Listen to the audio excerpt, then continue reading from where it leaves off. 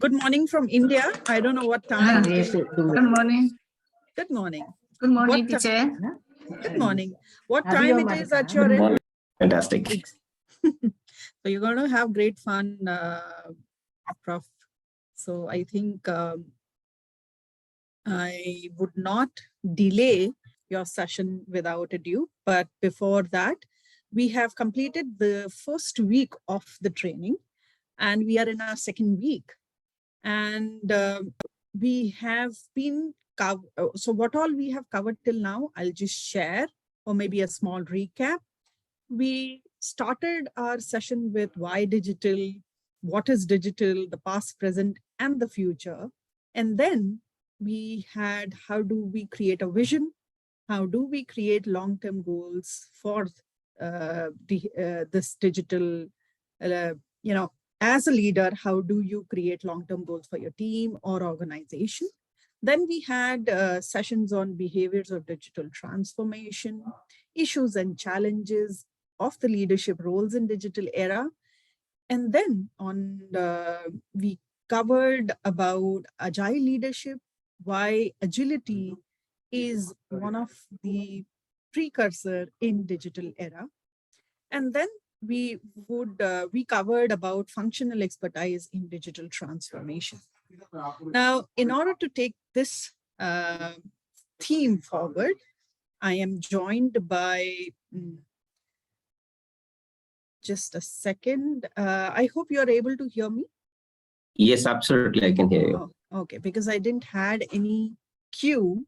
So I thought whether I am audible or not. Okay. Perfectly audible. Okay, thank you. Thank you for that confirmation. So, of course, to take this forward, I have with me a professor from our CII School of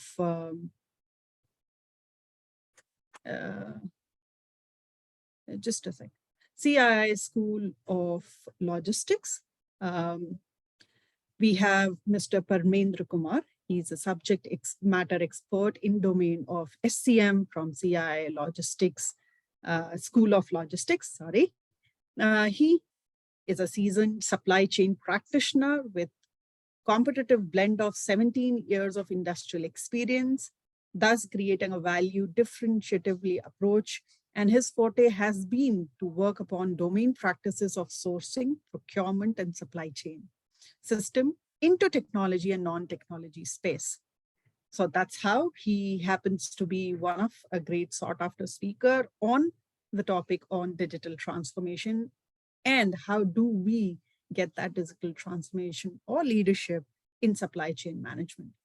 As a supply chain functional SME, he has supported ITES, telecom and distribution sectors and managed his various professional assignments with Vodafone, Mahindra, Comviva, Zeva, Paytm, General Motors, and Lear Corporation, to name a few. His notable achievements have been in creating a dependable supply chain systems through sourcing practices and benchmarking globally. Of course, he has the forte of driving the cost effectiveness processes automation along with improvements in organizational operations, performance index. Currently, he is with CII and Amity University as a professor, and academically, he is science graduate, Master in Business Management from Malviya National Institute of Technology, that is called MNIT Jaipur, with a certified professional in supply chain management, CPSM, and a member of ISM USA. So over to you, Paramendra ji, or I can call you Param, to take this session with our participants. Let me give you a brief about our participants. You know the profiles, but let me tell you, they are inquisitive, interactive, and they want to, and they have questions. So over to you. I'm sure you're going to enjoy the interactions with them. Over to you. Thank you. Thank you so much, Vani, for, I cannot explain myself more beautifully than you have. And thank you so much for your detailed briefing on my profile. Great. Good morning, everyone. And maybe some of the participants accept my good afternoon as well. I am Pram here and joined you from India. And today, as mentioned by Vani, I have been a blended experience of industry.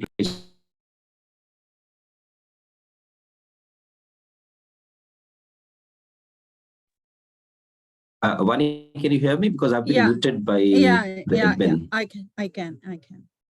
Okay. IT team, please make Param the co-host. Yeah. Vani, can you give me 60 seconds, please? I'll just be joining back. 60 seconds, I'll be right back. Sure.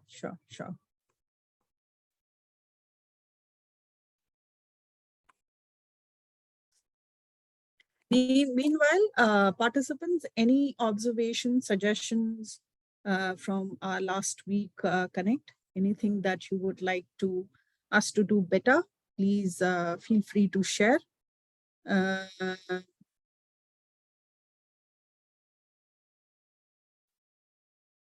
Anything that would help you to have a great learning experience, please feel free to share with me. Or you can write it on chat, or you can share it on voice as well.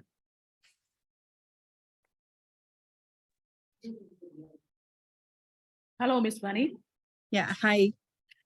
Hello, ma'am. Good. Hello. How are you? Hello. Yes, you are Awesome. audible. Yes. Hello. Yes, ma'am, you are audible.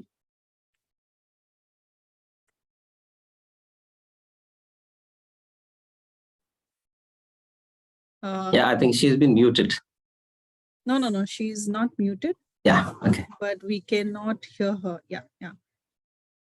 And you are also the co-host. All right. Yeah. Okay, great, fantastic. So I was talking about I carry a mixed blend of, say, industry practitioner and now turn into a consultant and across. In terms of my spread of subject matter expertise, so I predominantly have explored technology and supply chain as a function, and I have been exploring the integration of function and the technology together. So this is where I have come from, and I'll try to connect with the various technological space that we have been experimenting specifically into supply chain or a global geography today. So just to give a quick brief, can I load my presentation? I'll just give me a moment, please. Can you see my screen or okay? Yes, we can. Okay. Give me a moment. I'll load a different screen. I hope my screen is visible to you all. Yes. Okay, great, fantastic. Okay, so before we start moving on to the discussion, so I'll quickly share, the staging tangent that how we are going to, undiscover the various technological spaces across the different geographies. I've tried to map in the geographical mapping and the maturity along with, and on the first 30 minutes, I'll be talking about the preface to the technology, background, where we are, how we have been moving around, what all the technological maturity that we have across geographies.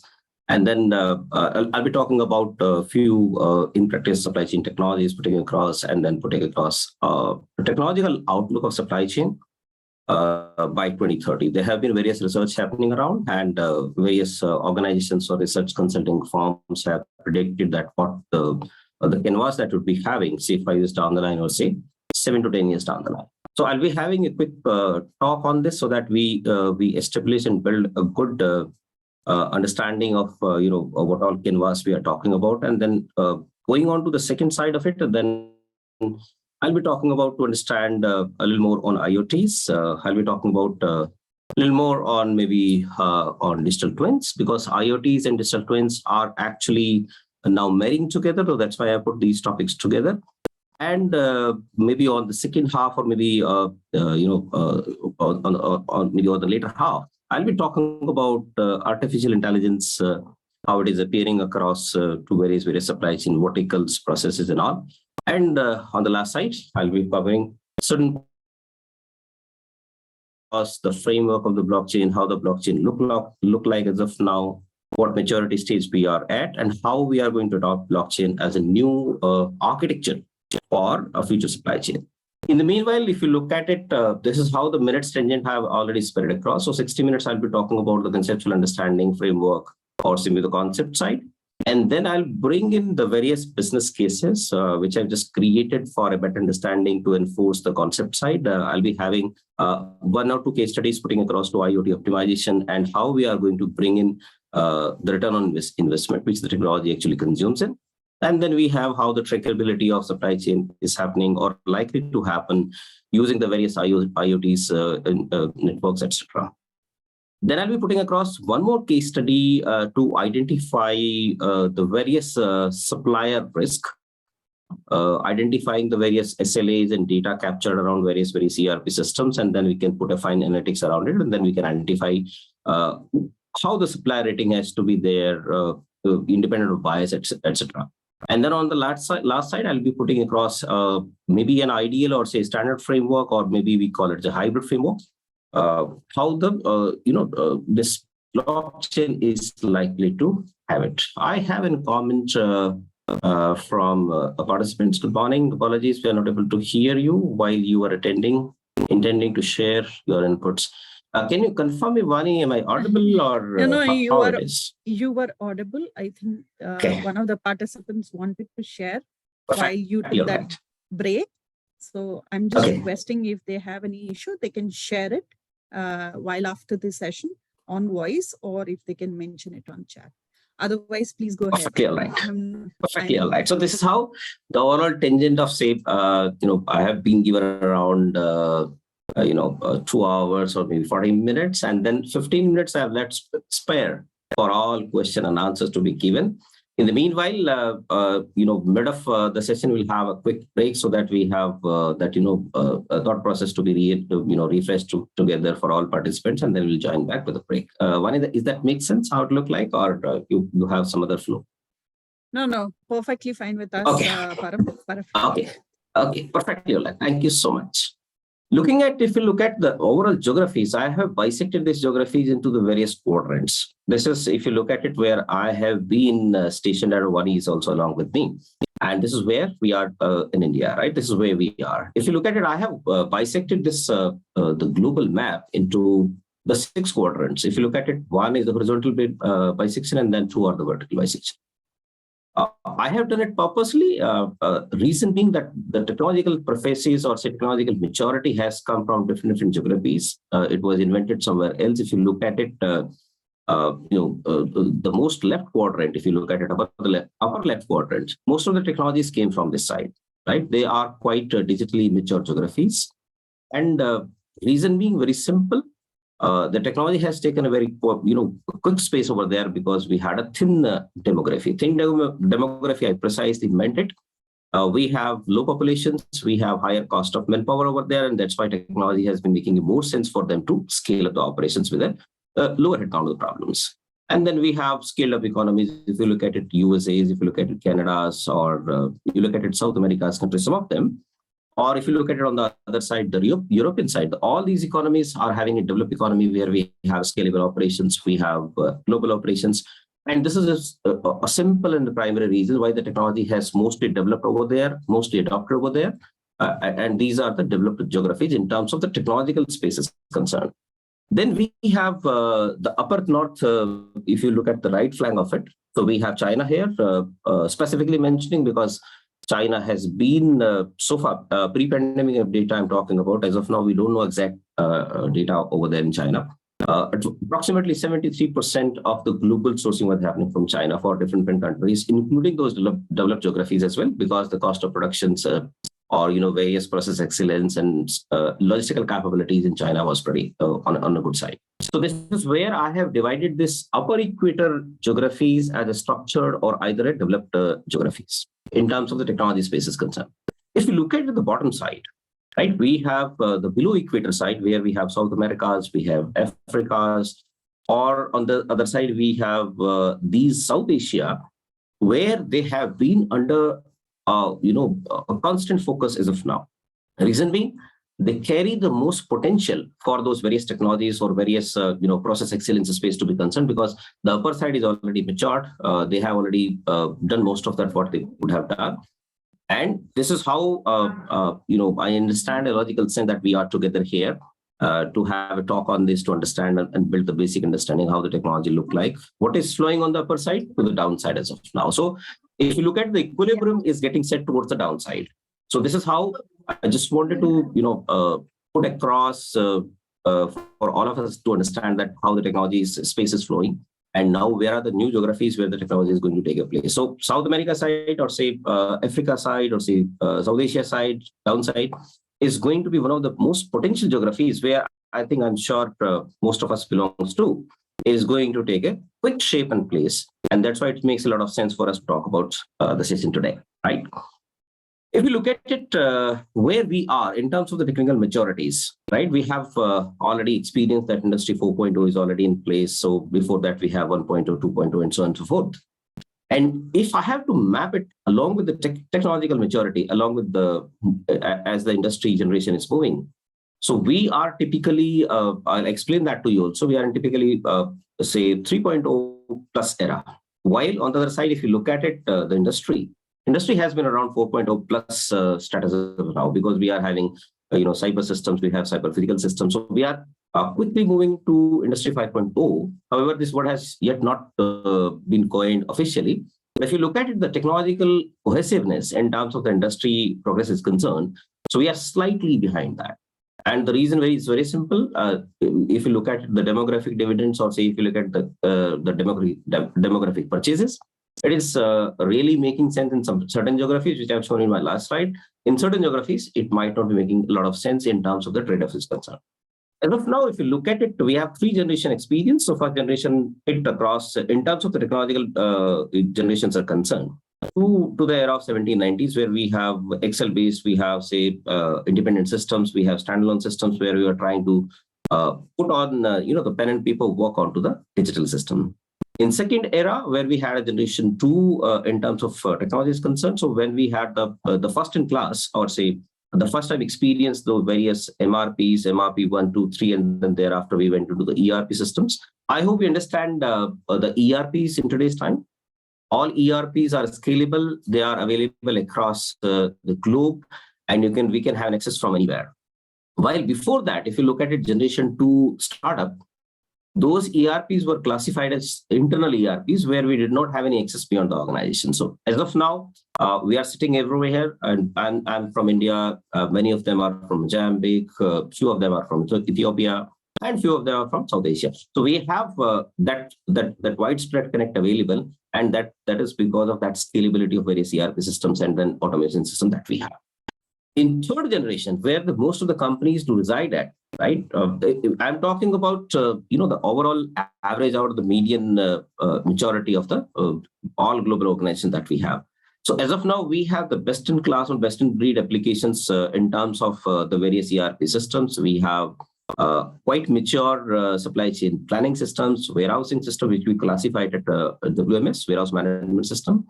We have best in class TMSS now, which is called transport management system. And we have, apart from that, we have a lot of electronic procurement, supplier assessment systems. And on top of that, whatever the data we are capturing around these systems, on top of that, we have this, analytics layer coming in terms of the various softwares applications that we have. I hope we are aware of that, what analytics softwares or say applications we are layering with these softwares. Best in class is, say, HANA that we have in today's time. HANA now has been clubbed with SAP, where any enterprise can load HANA as a layer wherever they have an SAP enterprise application accepted. So in that case, HANA is going to do a lot of analytics in the background without having additional work into that. Apart from that, we can have those standalone analytics softwares. We have descriptive softwares like Power BI, or we have Tableau, or we have something like that, where we are exporting the data from these various systems, and then we are trying to do a lot of analytics around it to see how the trend look like, what we have done good, what has been in control, what has been out of control, etc., so that we are able to take those data-based decisions in the future.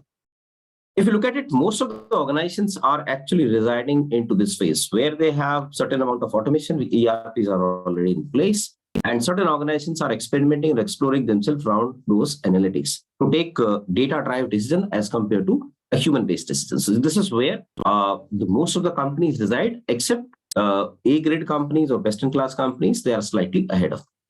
Going forward, if you look at it, we are now planning to move quickly into the fourth generation of, say, supply chain or say SCM 4.0 or say technology 4.0 with respect to the process to be mapped on technology side. So in 4.0, now we are trying to evolve an ecosystem where we are going to put everything onto the single ecosystem.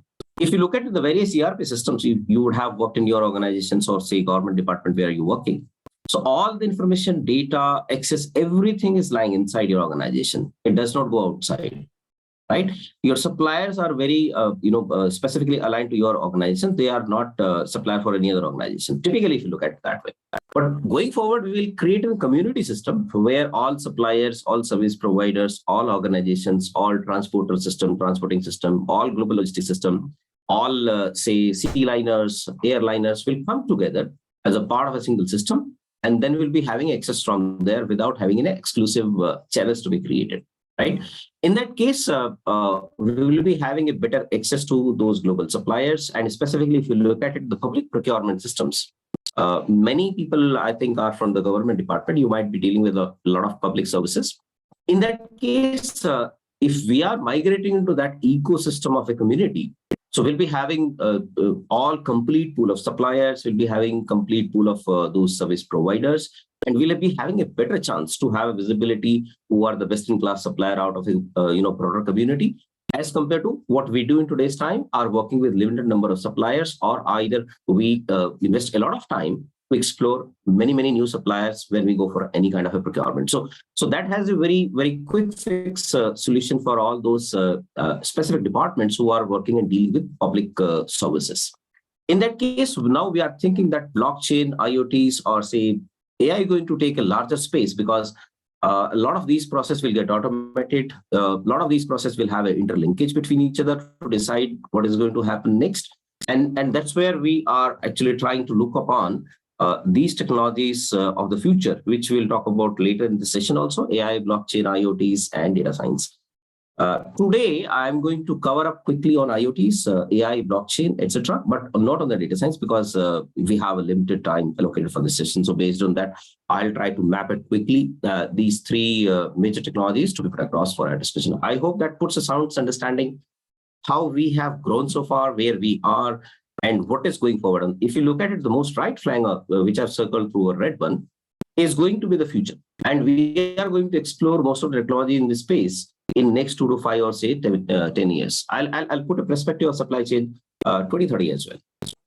Moving quickly, where we are in terms of the automation of task is concerned, if you look at it, this quick graph here. So we have automation here, which is representation by a blue graph. We have a repetitive task. This is represented by this dark red. And we have a high value task, which is represented by this particular,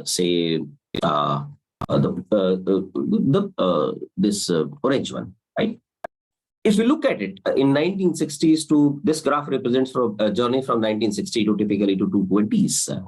However, this graph has moved further as well. So if you look at it, all these repetitive tasks, which was pretty high in this particular era here, has now reduced to. They're almost coming to a nullification, right? Very few tasks we are doing in terms of whether humans are involved, and they are just repeat ones. Say, for example, issue a purchase orders, doing those administrative activities, which does not require a human intellect as a fresh when we do it again. So it does not require a repeat intellect. So those are classified as repetitive tasks, and these tasks are likely to get automated, or they have already automated by and large. If you look at it, 60% of the human tasks which we are doing as of now, whether we are doing supplier management, whether we are doing administrative activities, or we are doing procurements, or say we are managing transportation system, whatever we are managing. So out of that, 60% of the job, 60% of our activities will subject to automation by 2025. Now, question will come, if 60% activities are gone out of your profile, what we are doing as of now, what we will be doing? This is a big question that floats everywhere. Are the jobs are going to be cut down, or say we have a different case scenario altogether? If you look at it, if we want to express, we have 15 seconds, what we are going to do when the 60% of the task will be taken away by the machines, what we will be doing? Any idea? Anyone who would like to come and express what we are supposed to do?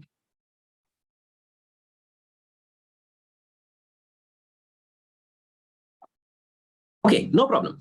I'll explain you.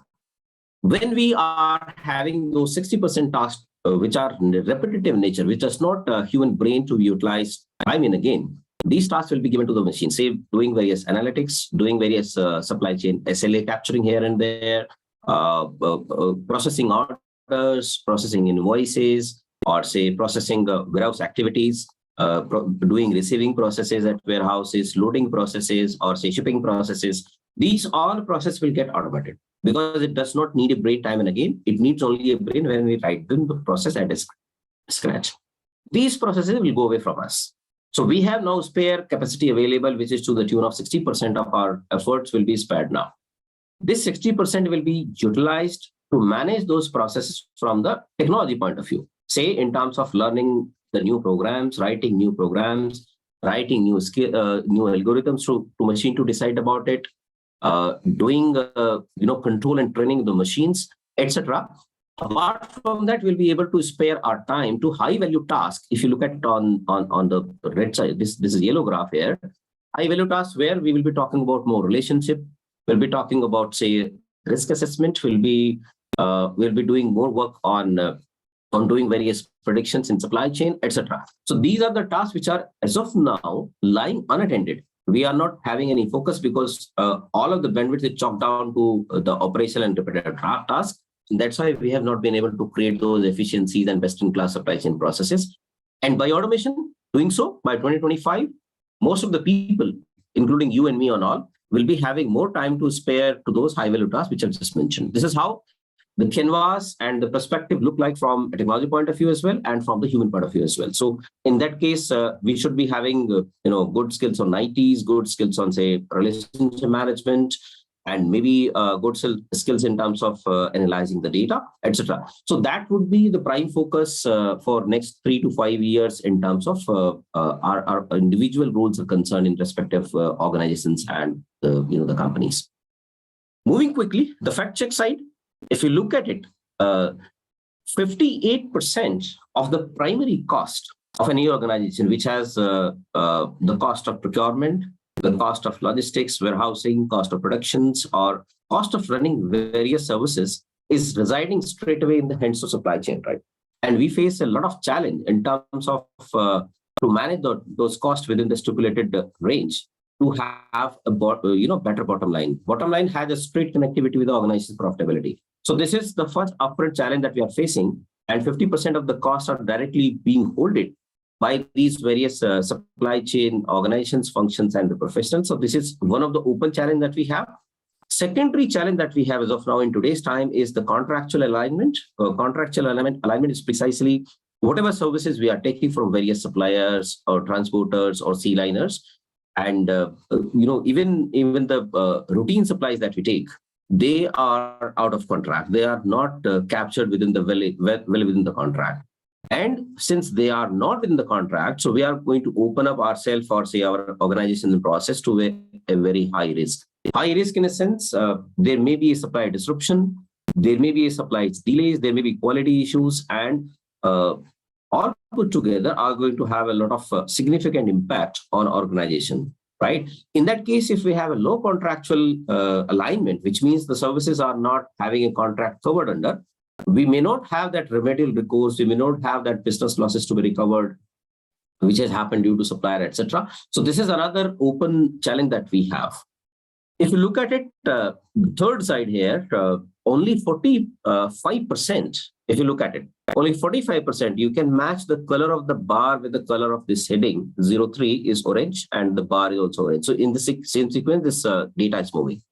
So 45% of the supply activities, whether it is a procurement, whether it is a supplier management or say it is logistics or say international logistics or warehouse operations, whatever we do, only 45% are on a digital visibility where we can see and monitor them from the remote. Anybody can see the screen of a system or a computer and see how my operations are doing. Recently, we had another team visited here in India, and we have taken to various industry side and we shown how a knock center can actually control the entire operation of multiple facilities to the tune of 50, 60 facilities together. And a single screen can give a visibility of each and every facility, how they are performing, how their sales are happening, what all processes are moving over there, how many processes are under control, how many processes are beyond control, etc. So in that case, that visibility gives a lot of space for us to take a quick decisions, proactive decisions, etc. And thus, the visibility has been on the top deck of those CPOs who are handling these various functions from the leadership point of view. So increasing the supply visibility is going to be another open challenge for all of us. And last but not the least, more data points here. 38% of the decisions that we take in supply chain, whether it is a supplier selection or whether it is order management or whether it is a fleet management, etc., only 38% decisions are happening based on the data. Data precisely says how the supplier has performed last time. Based on that, I'm going to decide whether we are going to engage the supplier once again or we are not going to engage the supplier once again.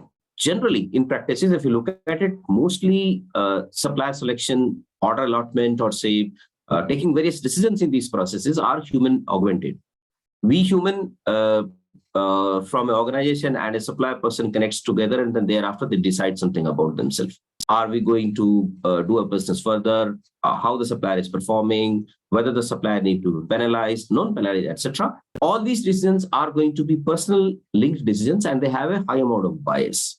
Only 38% decisions are being purely on the data, which the system speaks about it. And hence, we are having and carrying a lot of high bias in terms of the supplier engagement or say process engagement are concerned. Last but not the least, 57% of the total supply chain activities are happening, whether we are doing PO management, whether we are doing say transport management, warehouse management, we are managing inventories or not. Only 57% of the data is getting subject to analysis, where we are going to analyze these various data points, and based on that, we are identifying whether it is working good or working bad or need to do some action, whatsoever it is. So this is where the entire fact check look like. Whatever we are, I try to cover it from the financial point of view, try to cover it from the legal regulatory point of view, the legal check point of view, try to cover it from a technology point of view, and maybe the overall compliance, governance, visibility of the supply chain. This is how we are as of now. Now the question comes in, how we are going to improve on that, because if you look at it, all these data points nothing is very good. 57, 38, 45, 44, and 58. So these almost we are at half level of the maturity, which ideally is actually required to manage an efficient supply chain process. And how we are going to address it. So we are going to have a quick discussion on these various technological space, what is available to us in terms of the softwares, tools, and the automation system that we have in place. Quickly moving on to, if you look at the supply chain transformation, because as I mentioned in my previous slide, so we are halfway to our maturity in terms of technological adoption is concerned. So now every organization is recalling for a supply chain transformation. You would have heard this word every third day from your colleagues or say the various discussion forums, conferences, seminars, everywhere. So now organizations are thinking that we need to transform our supply chain processes. So if you look at it, there are four verticals on that transformation is normally being talked about. The first one is basically the agility. I am talking about from the right corner here. Agility precisely talks about that how quickly the process takes place, how we have been able to manage the various service level agreements, various turnaround times, etc. Say if my PO processing time is say 5 hours, so how efficient I am there as of now to process my PO within 5 hours. I am taking 3 hours, or I'm taking 10 hours, or I'm taking 24 hours. So this is where the agility has been spoken about. We are making those processes more integrated so that the flow of information, flow of approvals, etc. takes place faster than what we are doing as of now. Second quadrant, which I'm going to talk about is here, the traceability. In terms of the agility, I am going to talk about a few AI technologies here, which are going to automate the various things. I'm going to showcase one case study on how do we automate the contract assessment, how a system is going to read your contract within 15 seconds as compared to if the human is given that contract, it will take around 160 minutes to read that contract and make the information out of that. This is where the speeding of these processes are going to take place. Second vertical comes here in the traceability. Traceability precisely talks about the tracing your movement of the goods, tracing your inventories, tracing your, say, vehicles, tracing your, say, ships. Specifically, if anyone is involved into export and import process, traceability is going to be the top chart for him or her. Traceability of your containers, where the containers are lying, where the availability of the containers, and what is the probability of these containers to be available at your port or some other port, etc. This is where we are trying to do a lot of tracing, and I'm going to put up 2 case studies on traceability as well, because I'm trying to map it, whatever is available on the current canvas and what we can do. Third quadrant comes here is the predictability. If you talk about on the left corner here, predictability talks about whatever we have done so far, based on that data point, what's going to happen tomorrow. Say, how the price is likely to happen tomorrow. What are the currency, say, trends going to happen, say, next 1 week or say 1 month or etc.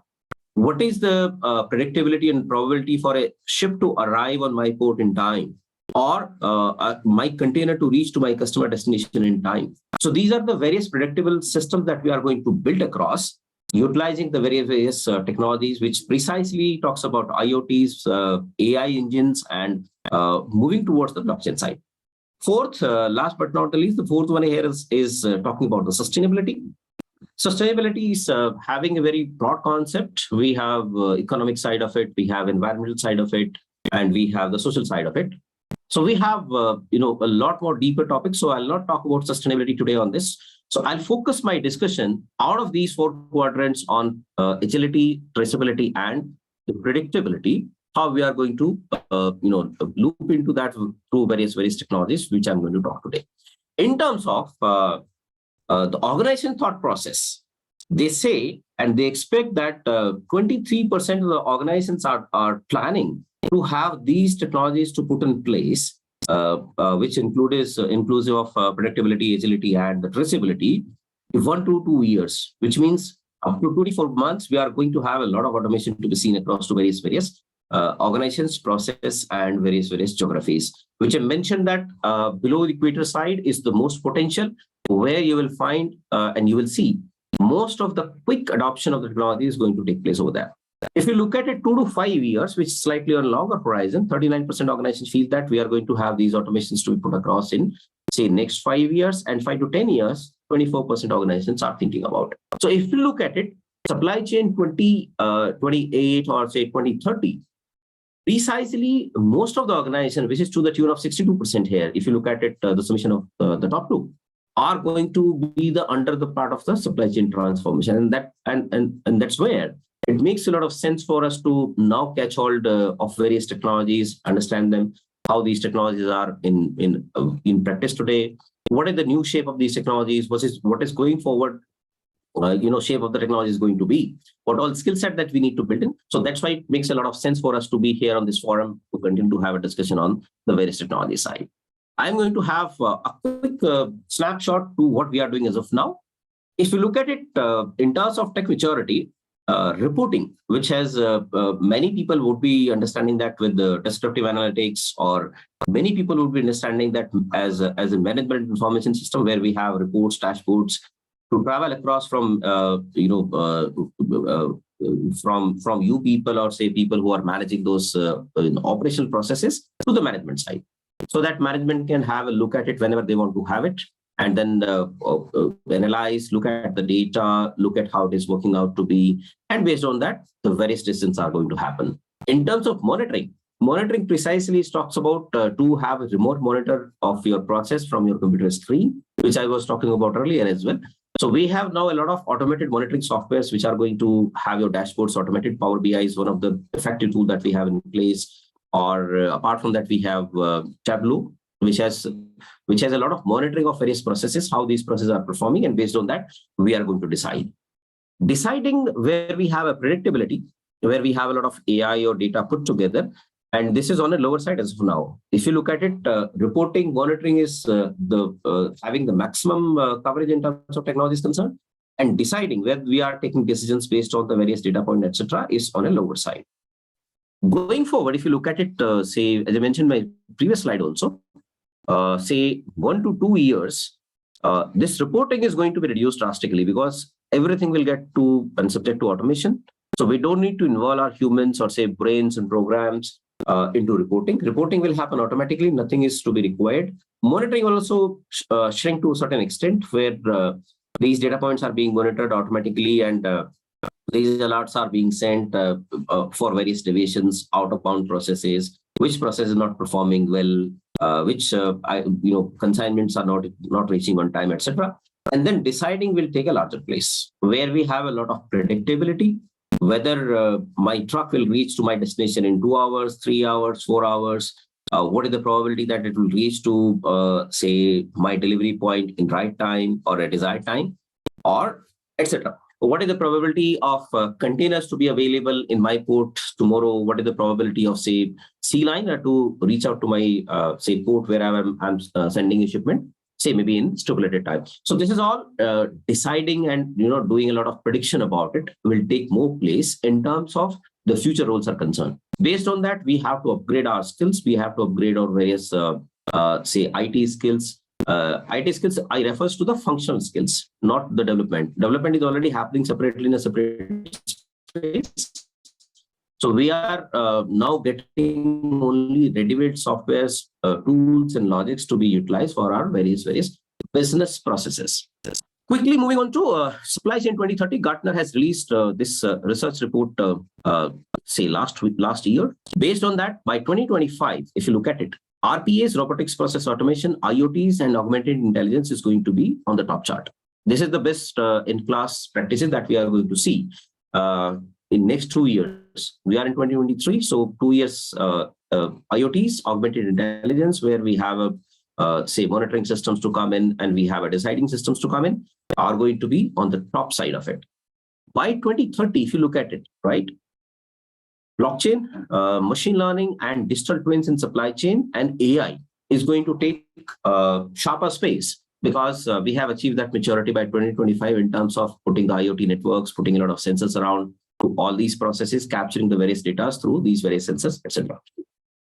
To process these various data, we need to have machine learning, deep learning, and we need to have those various responsible AI systems to decide about it. How the data look like. Say, for example, if you are having a supplier who is deviating from the deliveries every time, so how system is going to take a decision that we are going to, say, reduce the relationship with the supplier. We are going to, say, put the supplier out of the system. We are going to bar his ordering, etc. So based on that, we are going to develop a lot of responsible AI. And 10 years plus, which is 2030 plus, we are going to have human augmentation. We are going to have AR, VR in the life, where we will be able to visualize the factories. We'll be able to visualize the warehouses, how they're running. We'll be able to visualize how my truck is running. So we can visualize that sitting right from the office corner that we have. In terms of, the acceleration between these first two generation of technologies where we have automation and augmentation, most of the technological trials are happening in these two spaces. If you look at it, say 5 to 7 years down the line.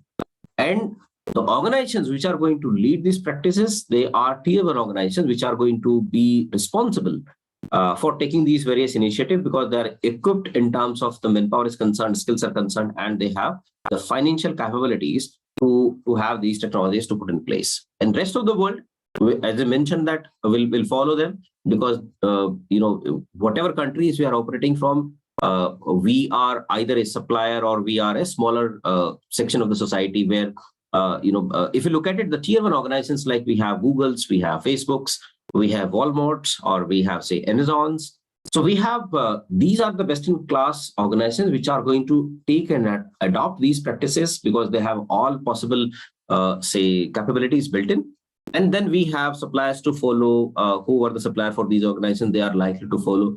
And this is how the chain reaction will continue to happen. And this particular league is going to have, say, next 10 years, it is going to be an era of automation and augmentation. This is how The quick canvas where we are as of now and what we are likely to happen in next, say, 2 to 7 to 10 years is looking like. To have a quick look, whatever we are doing as of now, we have I've mentioned few technologies here, data visualization, where we have Power BIs, we have those various descriptive analytics tools are there in place.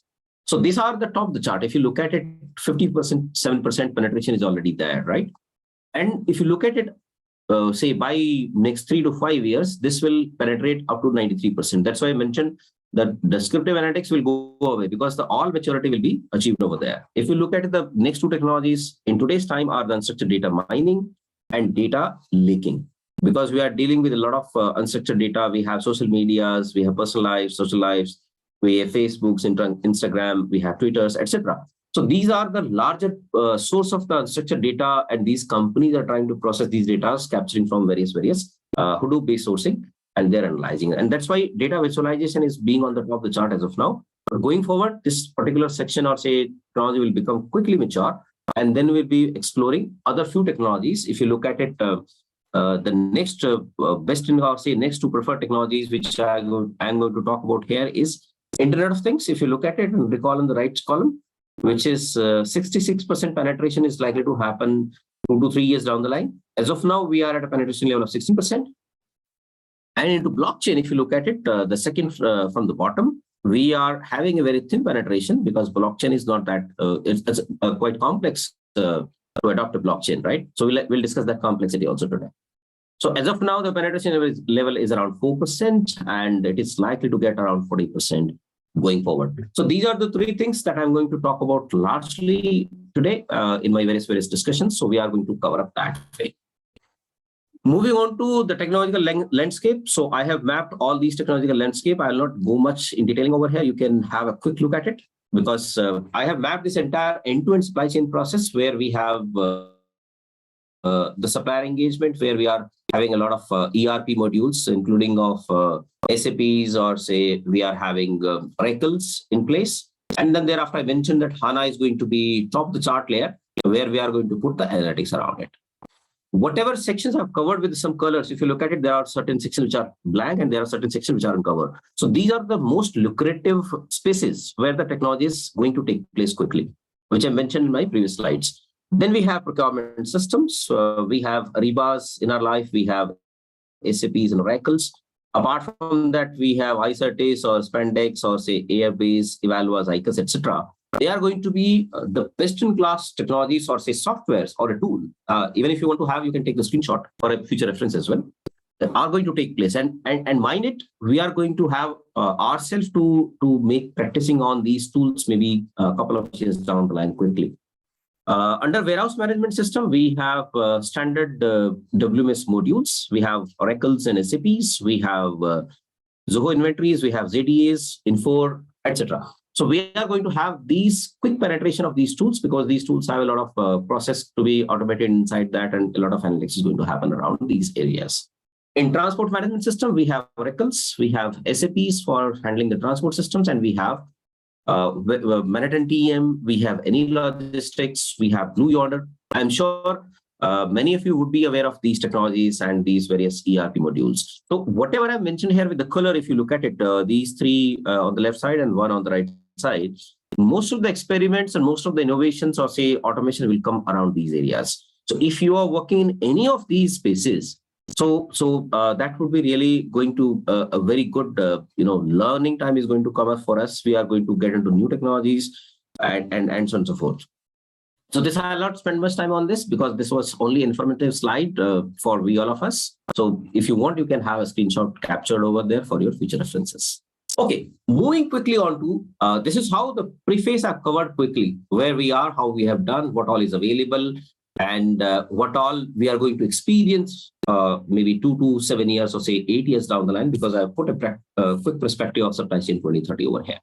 If you look at it, what are the real challenges lie in supply chain? So if you look at this, the entire end-to-end SCM process, which I've mapped over here, we have suppliers here, we have primary transportation, if you look at it, then we have warehouses, then we have other transportation to the factories, then we have secondary transportation, which is going to factories to warehouses, and then it is going to the consumer.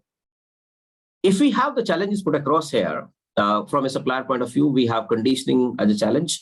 Specifically mentioned here because many of those participants who are here are from, say, Africa side or, say, South America side, where we have a lot of conditioning problem. We have weather conditioning, we have difficult geographies and terrains over there, and that's putting a lot of challenge across to us. We have weather condition analysis in terms of the material quality assessment is concerned, or say we are going to have various losses prediction specifically for consumables. We have food grade items, we have chemicals. So if you are dealing with these kind of products, so conditioning is going to be really important for you. If anyone is working, say, in oil and gas, it is really going to be very important to analyze the weather conditioning. But how do we analyze? As of now, we are only doing a reactive mechanism. Whenever there is a failure, we go over there and fix it up and plug it around. Tomorrow, these predictive systems are going to be put in place, where we will be able to analyze, looking at the current weather conditioning, say humidity, temperature, or say maybe the air winds, are going to decide how are we going to make any losses? Are we having a quality loss? Are we having quantity loss, etc. So based on that, it is really going to be important to capture that area, and these various technologies are going to capture these areas, if not now, in the future. Also, the security of the field workers, specifically the worker who works in warehouses, who works in open fields, oil fields, or say refinery sections, or maybe the similar industries which you can match in your respective countries. The security of the field workers, under what conditioning they are working, what time, or say under what condition they need to be evacuated, under what conditions the operation need to be stopped. As of now, we are living with these open risks, and we are going to address them tomorrow because humans are important for us. Second, if you look at it, this one, upper one, we call it the first mile. Wherever we have factories, warehouses, and distributions comes in, so we call it the middle mile. And under the middle mile supply chain processes, so we have a lot of risk of leakages. We have in-transit hazards. Leakage in a sense, we can have theft, we can have breakages, or say we can have material getting damaged, or we can have material specifically for various hazardous product that we carry. We carry chemicals, we carry gases, or similar like that. So we are going to have a lot of risk, and in terms of there are going to be numerous losses inside that. So these losses are straight away have a connection to the organization profitability, businesses, etc. Everything. So how we are going to address these challenges? We may speak today on few case studies, which I'm going to address and put it across to you. We have cold warehouse monitoring as of now. So whenever we are having cold warehouses, specifically in the difficult terrains where we have a temperature challenges, are going to be important for tomorrow because whatever we are storing in terms of the food grains, edible items, or say any materials which are temperature sensitive, we are going to store chemicals, gases, we are going to store various petroleum products, etc. So they are going to be under a very clean focus, how we are going to monitor the warehouse conditioning, how we are going to predict any kind of a risk, fire, or any kind of a losses due to that various conditioning. Apart from that, we have inventory flow tracking systems. What are the inventories are moving in, moving out. So I'll showcase you one case study over there, how we are going to track the automatic inventory systems. The machine is going to do inventory counting for us. As of now, we are doing inventory counting as a human, but tomorrow the machine is going to do all inventory counting for all of us. So I'll have a quick discussion on these various spaces. And the last mile delivery, where we have the biggest challenge lies here, because we have a lot of cost containment challenges here. We are incurring a lot of heavy cost over there in terms of having optimized routes are not there. Truck is traveling more than what it is needed. It is consuming more fuel than it is needed, etc. So fleet monitoring system in real time is going to be one of the classical case study that we are going to study here under IoTs and all, and in transit risk, detecting the various hazards by putting those various sensors and IoT devices on these various trucks and fleets, and then analyzing the data, how this data look like, whether it is a truck is safe, truck is likely to incur more cost, more fuel, more time, etc. So this is what we are going to discuss in today's case studies. That's why I put up all these challenge areas first to all of us to understand what all areas I'm going to speak and address about it. Quickly moving on to, needless to explain the IoTs. IoT is a combination of devices and the processes and the humans and the network. Devices are capturing the various data points. They can capture temperature, they can capture humidity or say air, wind, whatever the device has been meant for, or it can capture your long cell ads, locations, etc. So if you look at it, GPS device is one of the most common IoT in our life. You might be wearing those smart watches. So you have a lot of sensors. You have SpO2 tracking sensors. We have heart rate monitoring sensors. We have pulse rate monitoring sensors. So these are typically all classified as IoTs. How these IoTs are going to radiate and transmit the data, for that we need to have a network. These networks are typically can be a fixed network or maybe a mobile networks. Typically, when we have moving objects, so like we have cars, we have trucks, or we have aeroplanes, or say we have shipping lines. So these are all movable objects. So all these sensors, IoT devices are moving along with them. And in that case, we are going to use the mobile networks. Typically, mobile networks are the mobile networks that we have in our respective countries. Say we are having typically here in 8th generation, say 5th generation of mobile technology. And now we are thinking about that we are going to have a gig speed from our mobile devices. And that mobile connectivity, because we are traveling, so we are all connected while travel. So which means this technology is going to be used for all IoT networks, which are going to be on the move.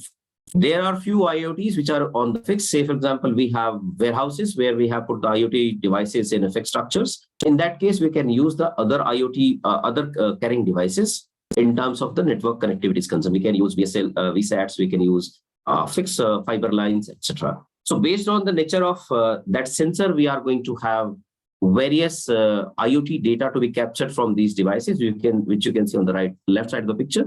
And these are being carried away through various networks, which I've just mentioned and explained. And these are moving quickly onto the various objects here. And these data keeps on flowing from truck to maybe a server.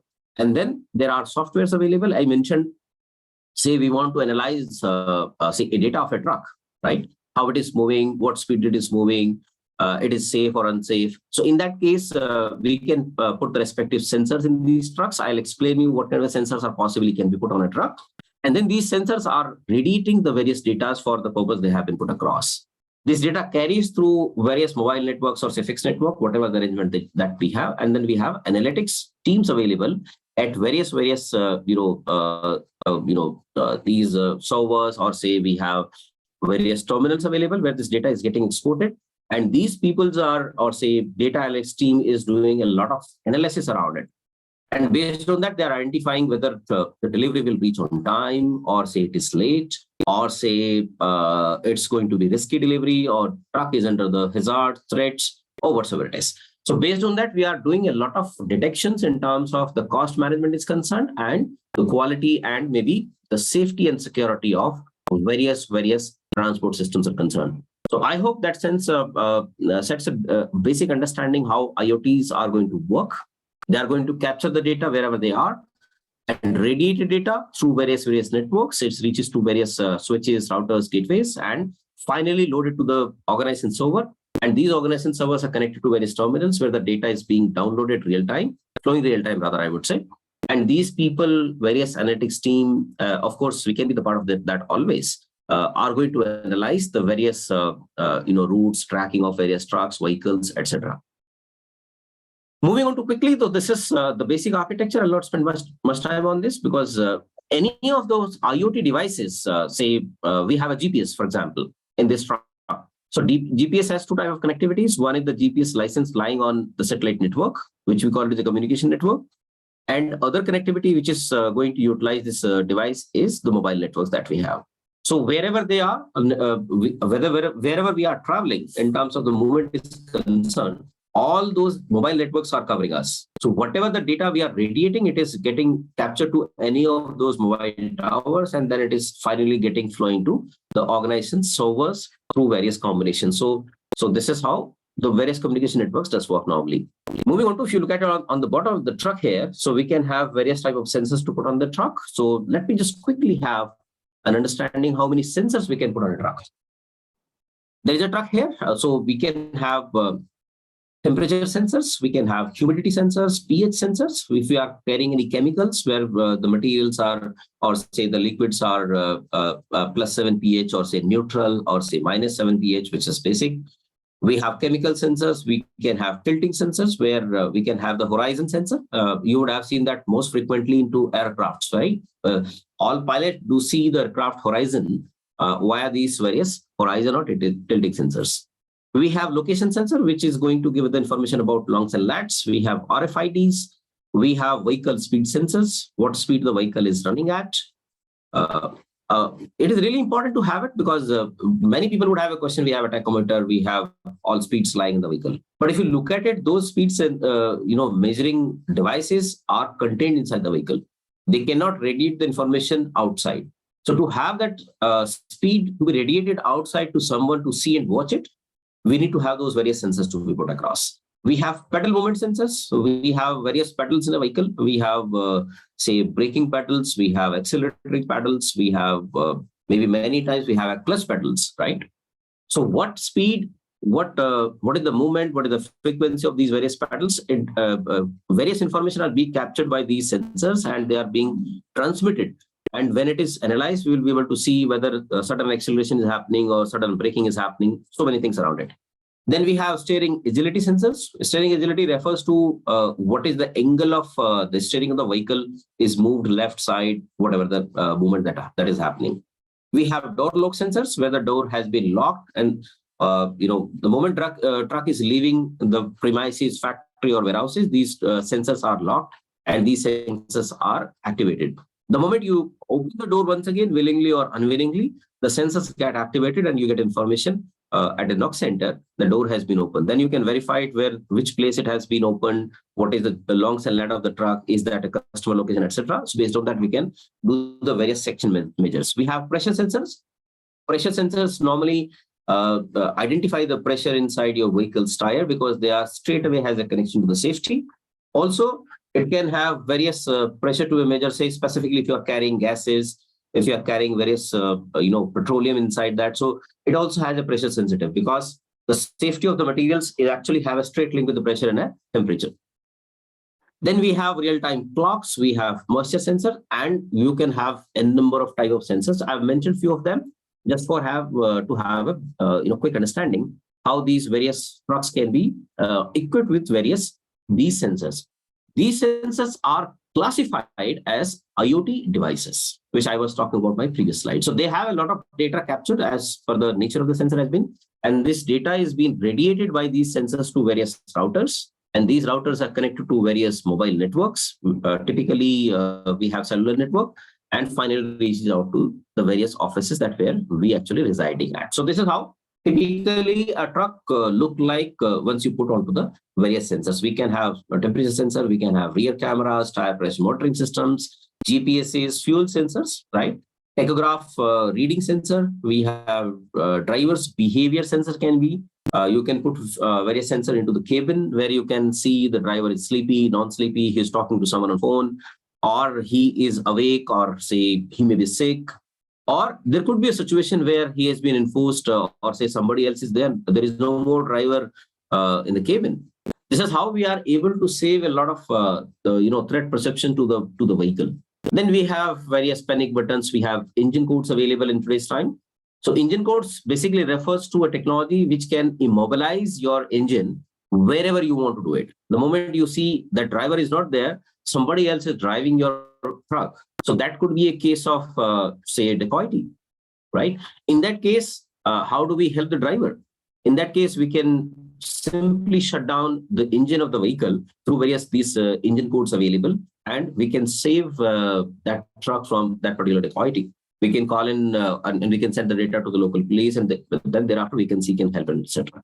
Based on that, you can have front cameras and rear cameras. So you have a lot of things can be equipped around it. So this is how an equipped truck look like whenever you are sending and dispatching any material, and specifically the difficult geographies and terrain, where, say, if you look at it, the Africa side, or say South America side, or say South Asia side, they have been classified as a difficult territories in terms of the overall safety, security, structure of geographies, availability of various infrastructure networks in terms of the road knowledge is concerned. So these sensors are really going to be very important for the geographies where we actually belong and come from.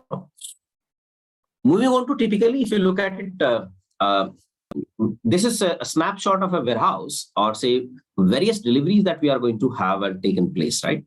So say, for example, in this case scenario, we are trying to use 3 warehouses and we have various customers, which you can see as a representation of these red dots, and how we are going to deliver it to them. So we are going to put all these deliveries into various trucks, and then we are going to create a route for them with multiple deliveries put across, and then how we are going to monitor it, whether it is happening right, or it is reaching to a customer in time, or it is reaching safely. In that case, we are going to equip these various trucks and various routes through these various IoT networks.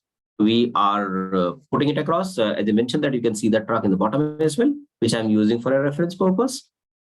If you look at it, this truck has been equipped with various sensors, which I've mentioned over there.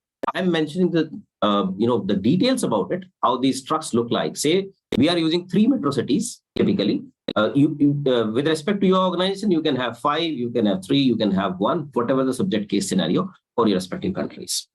Downstream, which refers to the last mile deliveries, right? So I mentioned that most of the challenge in terms of the cost, safety is concerned and timeliness is concerned, they generally appear into the last mile delivery when we are trying to reach out to a consumer as a final destination to deliver it.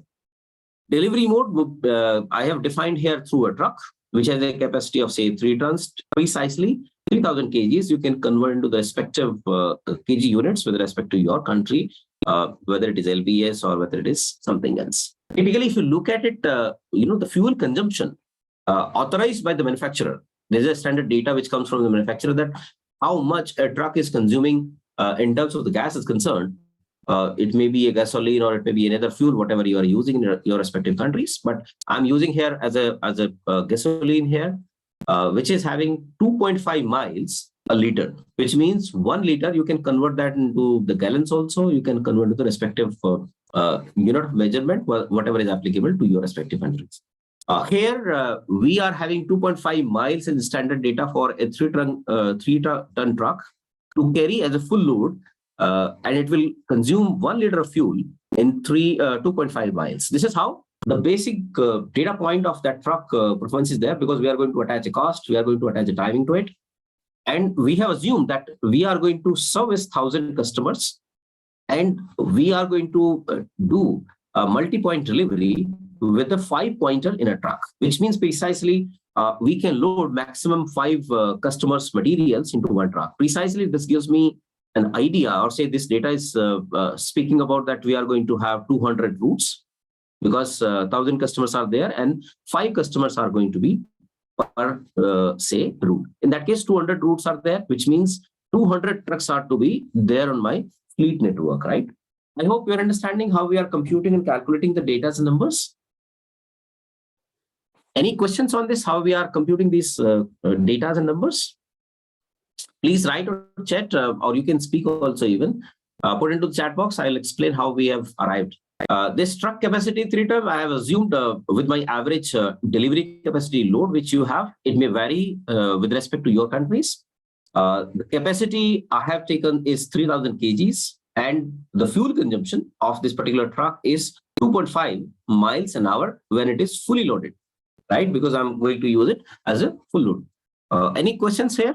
And the service points is again a hypothesis. You can make your business case for 500 points also. You can make your case with 1,000 points also, or you can cases 2,000, whatever the respective, your country and geographies or your organization has a data about.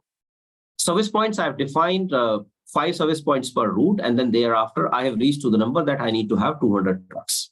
Typically, I need to have 200 routes available, right?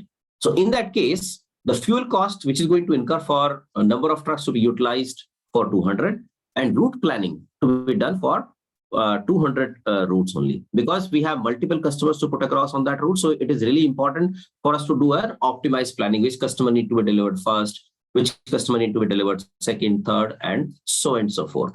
So this is the basic hypothesis which I've just built across for understanding how a typically distribution data look like for a warehouse.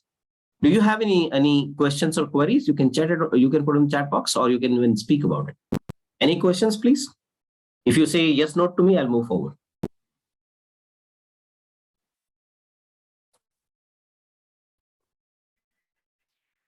Guys, I hope I'm audible. It's quite new for us. Oh, okay. So what you can do, you can keep on doing screenshot capturing so that you have this later on studied across to you, whatever data I'm trying to present here. Right? So that will really help you to understand it later with my explanation, or I'm sure that you can have the session recordings as well. So you can reconnect it back and try to reinforce that how this data look like. If that sounds good? Won't you share this at the end? I'm sure through the console team, you'll be getting these various recordings should be available to you for your future reference. One, if you can confirm me that, or if you can confirm to these various participants that the recordings will be available, or you can always keep on capturing those screenshots wherever the data, or say you find anything you need to recall it later. Okay. So in that case, I have now few data points. One have service points, 1,000. We have 5 service points to be delivered in one truck. We have 200 routes available. We need to have 200 as a truck because we have 200 routes. So 200 trucks is the requirement. In terms of the fuel cost to be managed for 200 trucks is there, and route planning to be done. I'm referring to once again route planning, which means there are 5 customers. So there is a priority delivery, there is a non-priority deliveries, or maybe the system or the people can plan based on the minimum miles to be covered because this has straight linkage with your cost, or minimum of your time taken for these deliveries to be made across. So route planning is really important. As of now, what we are doing as a person, we are doing all these route planning sitting manually here. We identify this is customer number 1, 2, 3, 4, 5. This customer has A city, this customer has B location, customer has D location, and so on and so forth. Based on that, we are basically doing whatever the knowledge we carry about the customer is the best. But system may do it differently. So we are going to use TMS as a software which is going to do an optimized route planning. In a sense, how you are going to deliver it in a way where your kilometer travels are going to be minimum, time taken are going to be minimum. Despite that, you will be able to deliver that with respect to the priority that you have set in the system with respect to your priority deliveries to the various customers. So we can define that customer number 1 is my priority. So it will exclude customer number 1 from optimization, and it will optimize the rest of the delivery systems between the rest of the 4 customers. So this is the best route is available. And so these TMSs are doing a fantastic job in today's time when we have multi-point delivery or we have these kind of a complex deliveries. All e-commerce companies, if you look at it, I'm not sure which e-commerce companies are working in your countries. Say I'm referring to say Alibaba or say to Amazon, which are going to be or say to that matter we are going to have other local e-commerce companies in your respective countries. All these e-commerce companies are reaching to your door on a right point of time. Whatever they are committed, they are almost reaching at the same time because they are utilizing those route plannings. They know when the customer is, where the customer is, what destination or distance it has, and what time you need to reach to him. So based on that, the acceleration or de-acceleration of deliveries, clubbing of deliveries, or say allotment of the deliveries as a priority 1, 2, 3, 4, 5, etc., is being identified by those various best-in-class transport management systems, and they are fixing the job for them. Based on that, all deliveries are loaded, and those trucks or say those vehicles are left for the deliveries to knock our doors on time. Okay, moving on to, if you look at it, the various sensors that are going to be the part of these various trucks. We have 200 trucks. So in a sense, this is a very simple formula. We need to have 200 GPS devices. I have mentioned the price column also here over here. If you look at it, $31.6 is the average price operating. So you can multiply and identify the cost of the various GPS devices across to those 200 trucks. We have truck lock sensors. We need to have 200 because we are going to use 200 trucks. Average cost for lock sensor is $6.3, and it puts it to a cost. Then we have fuel tank lock sensors, where we are having those fuel tanks to be locked to make sure that no fuel is tapped out, no fuel is leaked out, etc. So this will actually keep a close monitoring of a fuel levels inside the tank of the truck. This is slightly on expensive side, $82, and all total cost put together is a simple multiplication of UAM into the prices. Then we have braking sensors, we have fuel sensors, we have humidity sensors, temperature sensors, speed sensors, and I have considered here the steering agility sensor as well, because steering agility, specifically when you run on highways, you drive fast, is going to be a decider whether your truck is going to be safe or it is going to be unsafe. Very important parameter. If you have any questions, I'll explain them in detail whenever you have it. So steering agility sensors talks about what is the angle of the steering the truck has been experiencing on the left side or a right side. So you'll find zero alignment in the middle of the straight line, and then you have left movement and you have a right movement. So we have plus minus say degrees to be coming across to these various agility sensors. Based on that, the safety, likely to be safety, rash driving, etc. is identified. Third point here, if you look at it, this is the entire cost of the primary cost of those various sensors which are going to put across to those 200 trucks. And now the question comes in how we are going to manage the cost of the infrastructure, right? We have gateways. I mentioned that these are gateways which capture the various sensors data from these sensors. We have firewalls. Typically, firewalls are those shields available to us in terms of hardware and software, which are going to protect this data from outside or say outside data to come into our network. So we have, I have mentioned the quantity here in the quantity column, and the price is mentioned there. And then we have cloud space servers where this data is going to be stored at. It could be your own server, or it could be maybe a cloud space that we have hired. Next, he says connectivity. Typically, this is a mobile network cost, which we are going to utilize for various these 200 trucks. Then we have annual maintenance charges or say service cost, which is typically 12% of the all. If you look at it, this 12% is the summation of $68,000, which is lying on the upper side, and all line items below this particular line item. So all put together, $8,000, 202 is the cost of the AMCs, because we need to keep these various networks all the time up. We cannot have these networks to be down, because if the network is down, the data is not being captured or say transmitted, and we will not be able to have that traceability of the various vehicles we lost. Then we have TMS software, which I was talking about for route planning and optimization. So we have transport management software cost, which is roughly $1,500, say $1,000 to $1,500 is the average price. And then we have resource cost. We are going to be, those monitoring those data, looking at those various data, tracking those vehicles, etc. And we have training costs. These are average costs which are captured to build a case study in terms of how the cost of this network look like. However, the allotment of the cost in your respective countries with respect to the price of sensors or say price of managing a network or price of TMSs and the manpower cost may vary. So you can feed the respective cost, whatever is coming to your respective countries.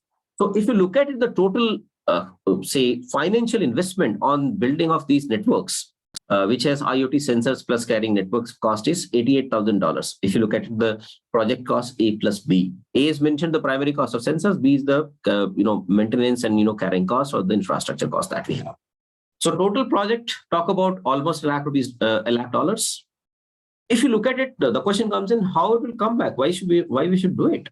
So now we have to analyze the benefits, advantages, cost savings that is going to offer back to us. If you look at it on the right side, here is the data of the savings. Since we have put TMSs, we have put route planning applications over there. So we are going to save the average 12% on the route optimization, which precisely talks about the shrinking of the length of the miles. Say in non-planned routes, I'm making a delivery for 5 customers. So I am going to have say 100 miles run, right? Without a planning. I go to customer A, B, C, D, E, F, and all put together in a sequential format. So my miles on the truck are 100 miles. If I use the same network onto a route planning software, based on my customer's availability, time frame decided, the average saving which a TMS gives to all of us is around 12%, which means now my truck will run around 88 miles only, not 100 miles. So this 12% is the straight mile saving, because mile is having a straight connect with your fuel consumption, which I mentioned 2.5 miles a liter. So if you put together for all 200 trucks together, right, average mile saving per truck For 1,000 customers, if required, I'll give you the Excel sheet working also. So average route optimized saving is 12%. And if I convert that into back to the dollar values, this comes around to $328 if you look at it from that point of view. If you look at the second saving over here, saving in fuel efficiency. So I have mentioned here fuel trackers, sensors. If you look at it on the right side of it, fuel sensors. And if you look at it, fuel saving is being done. One, reducing the miles. Number two, we have a lot of wastage of the fuel because we are doing rash driving. We are not optimizing the fuel for its efficiency basis. Drivers having rash driving. We have certain acceleration. We have certain braking, etc. So a lot of fuel is getting wasted, right? In that case, if we optimize that, we put those sensors, the drivers become more sensitive. The moment they know they are being monitored or their fuel is getting monitored, they will become gentlemen. Take my words, we have experimented that all around here, and we have seen a lot of significant improvement in these various driving behaviors. And we have saved a lot of fuel without anything. Just put sensors, give a training to a driver, and the moment you train a driver that you are being monitored, every time you put a pedal on your accelerator or every time you put a pedal on your braking, those braking accelerators are being monitored, and based on that, your fuel efficiency is being computed. And then you will be rated A grade driver, B grade driver, or maybe the other categories that we have, and you can attach the incentives. So based on that, you'll be able to save a lot of money on that. So 11% is the average saving coming across to these various measures of controlling their driver behavior is coming around $23606. Edelweiss precisely when the driver is talking to someone, he is not driving, but the vehicle is started. So the moment we have that tracking done, whether the longs and lats or say GPS device says 0 speed, and still the engine is consuming some fuel. So you can always send a warn to a driver that stop the engine, or say you can actually stop the engine because I mentioned that we have engine codes available in today's time.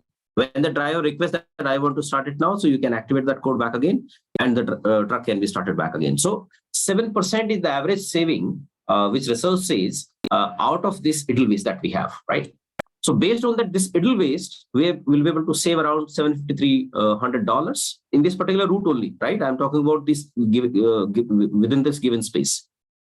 Then we have fuel theft, which is very common. All of us understand that when the drivers are involved forcibly or say willingly under the fuel theft, where they open the tank and then they have that fuel taking outside of the tank and then they sell it somewhere, etc. Whatever is happening around that. So we all understand that. 5% is the fuel saving because you have put a lot of sensors on that, and you are going to track it on a real time how much fuel is getting consumed, whether it is being consumed due to the engine is running or it is being reduced due to that somebody has stolen it out, or fuel might be a leakage. I'm not talking about fuel theft is only a theft which the drivers are actually involved, but that could be a fuel leakage. So in that case, everything is a subject to detection here. By doing so, if we have those sensors available, 1399 is the average saving that we are going to generate out of that. In transit loss savings, this is very important. I'm just explaining back to you.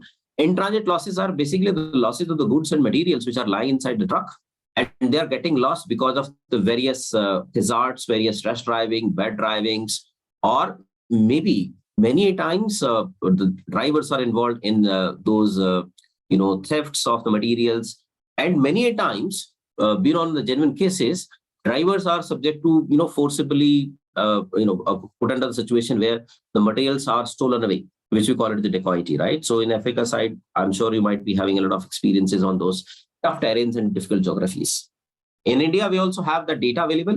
In India, we are typically having 1.25% of the materials losses in transit while the truck is running around, and the materials are getting damaged, broken down, getting stolen away, or many times the theft is happening around.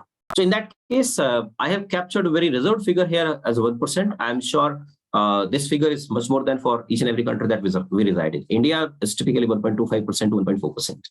In that case, if we have those sensors available, we have cameras here and there. Based on that, we can simply detect whether the door has been opened, camera can activate it, or say we can have a live videos coming up, we can have pictures coming up. We can identify who is the person who is stealing, what is the location of a truck, whether it is a customer location, non-customer location, etc. So based on that, we can save a lot of money on that because this money is the value of the goods here. So based on that, I have assumed that we are having approximately, local currency, if I have to convert it, approximately 15 lakh rupees of INR is carrying inside a truck averagely. You can divide by 80, approximately $20,000 materials are lying inside a truck average. And you can compute that 1% losses and you can multiply it with 200 number of trucks because we have a fleet available here. And this is how you'll reach to this value of 7,595 as dollars.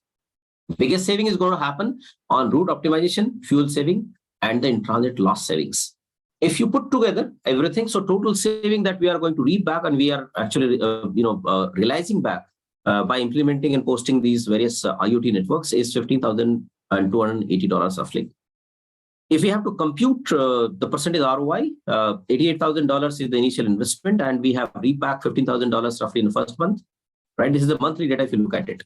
So 70% is the reaping back that we are going to have, and ROI in months is going to be approximately 5.9 months.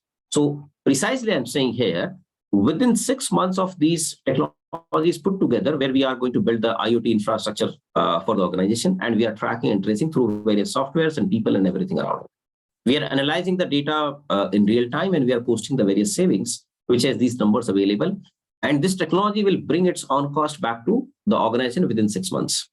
If you continue to have, these technologies, so after 6 months, we are going to have the savings to be posted as a profits or say to be saving to the to be added to the bottom line of an organization. This is how the financial feasibility of these projects look like. However, these numbers may vary based on your geographical, say, costings or say your overall fleet network that you have. Your data points could be different than what I have, or based on that, you can tweak your numbers and you can resimulate back with respect to your respective departments or say respective organizations or say warehouses where you work for.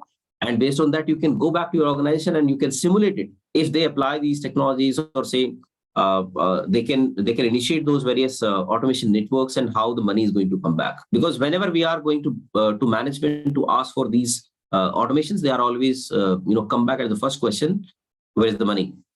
How much I'm going to save back, right? So these are the quick answers that we are going to, this particular slide or say this case will put up as a prototype, as a sample case study, I would say, which helps us in terms of putting a quick computation on financials, how these numbers are going to read back so that we are able to put a strong case to the management whenever these initiatives comes back across to us. Also, this gives you a very good idea of to negotiate with suppliers, because I put some average pricing over here. I put the number of sensors over here. So based on that, you can identify how many sensors you really needed. You may not need all sensors which I mentioned, or you may need more than that. So based on the case basis of merit of the cases, we are going to decide, and we have that good amount of understanding what sensors are possibly available, what are the infrastructure that we need, average cost, and how we are going to compute it back. So this will not only help to identify a business case, sense inside the organization, but also it is really going to help all of us to negotiate with supplier to identify who the best-in-class supplier, best prices, or say a number of sensors which you actually need. There could be a case where the suppliers are going to put a lot of sensors which you may not need. So based on that, we can define and calibrate the need and the requisitions, and based on that, we can optimize the cost side. This is how precisely the first case study talks about. I'll take, I think before we go for a break, I'll take maybe quick 10 minutes more or say 7 minutes more to understand how this is going to offer. Okay. I was actually trying to ask questions to these various participants, but I thought the responses were slightly on the lower side. And I'll try to engage them more on a questioning basis. But they said that these technologies are quite new for them, so that's how I'm continuing in terms of putting across from my side to everyone. Okay. I request all participants to remain open on your mics. I'll be asking a few more questions. Okay. I have put one more case study here using the same sensors, right? say anyone can come across and can identify how many sensors do you need for your business. Say if I have to identify any of the participants here. Okay. Can I go back to Camellia? Can you hear me? Devane, when can you hear me? Yes, I Okay. hear you. Okay, great. So I have put here the list of sensors, and can you identify if you were maybe a transport manager or say logistics manager in your organization, what all sensors would you need, or say, do you understand these sensors, what they actually do, and what is the significance of these sensors? Because I have changed the sensor type here in this new case study. So can you explain that, or can you come back, to all of the audiences? What your thought process on GPS devices, humidity sensors, why it is required, right? We have fuel tech sensors, we have braking sensors, right? We have speed sensors and steering agility.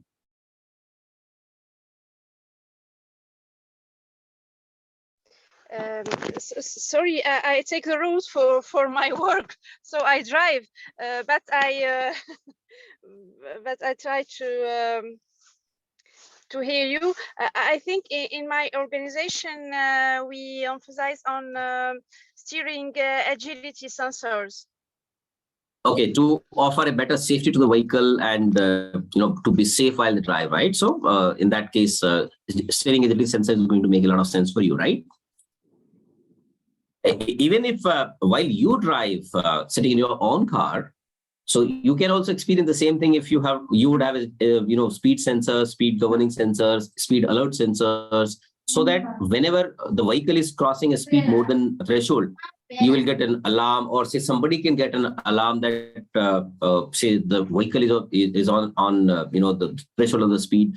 Now you should slow it down to make continue to have a safe journey. I'm sure you are able to connect it through a personal life as well, right?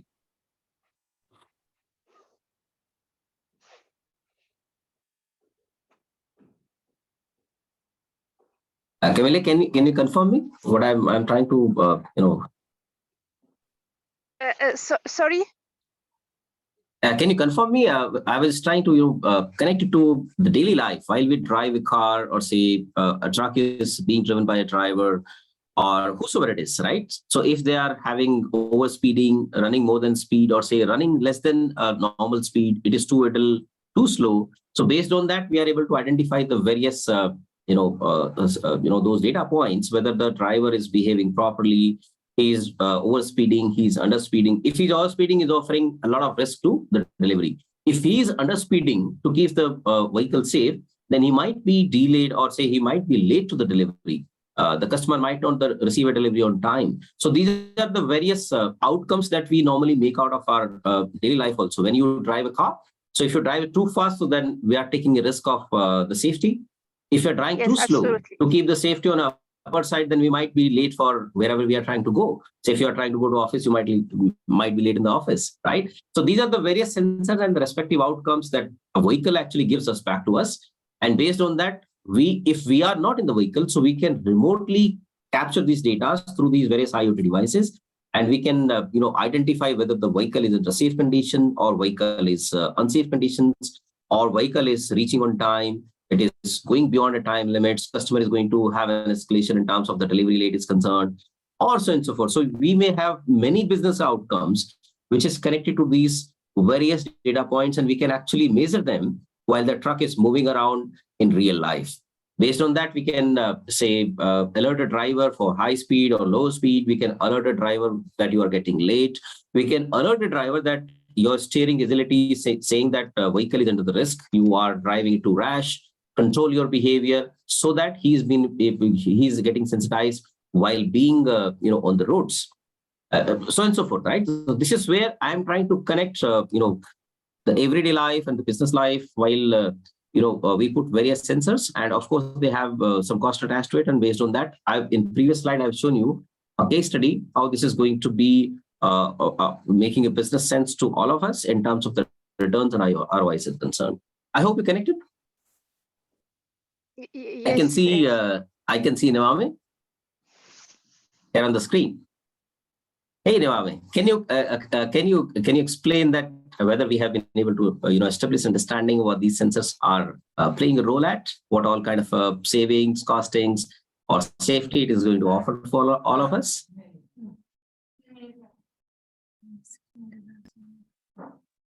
Yes, Great. sir, please tell me, steering ability sensor, its components include, please, sir, reply me. You're talking about the steering agility sensor, right? Agility sensors. Yeah, Okay. this is, Okay. how about it? Steering agility sensors basically refers to the angle of the steering of the vehicle, be it your car or say a truck, right?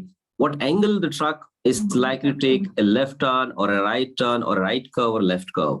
So if that angle is gentle, which means we are taking a very gentle left turn, right turn, whatever the situation permits us, right? If these angles are too acute, say 25-degree left or 25-degree right, which means we are getting involved into a rash driving. So these are the indicators of the safety of the vehicles, which normally a steering agility vehicles determines how safe the vehicle is while it is being driven by a driver over there. So if you have a truck which has a customer delivery inside that and his steering is moving very frequently left and right, which means he is trying to behave rash, he is trying to take left turn sharply, he is trying to take right turn sharply. And, as an outcome of that, he might land into a situation where truck might meet with an accident, or say, if the speed is also high, the angles are also very high, the truck can even topple down. So this is how the safety of the vehicle is associated with these various angles that we have. I hope that establishes an Thank you very understanding much, to teacher. how these sensors are, putting a lot of governance and command across to these various data points. Thank you very much, teacher. Okay, thank you. Great, fantastic. So moving forward, I have another case study put across to you where we have these various IoT devices to put across to the truck, where we have GPS device. GPS device is nothing but to identify a location. Humidity sensors, which is the humidity that we have inside the truck or the materials which are going to experience. I have comments coming from GPS devices, temperature, sensor lock sensors, fuel tanks, lock sensors, fuel sensors. Okay, fantastic. So I think it has started working for the people that how many type of sensors you can have with respect to your business, with respect to your fleet that you are running at. Say if you're running your own car, so your own car has speed devices, normally GPS devices are already mentioned over there. Right, we have fuel sensors are also which has the indicator of the fuel inside your vehicle.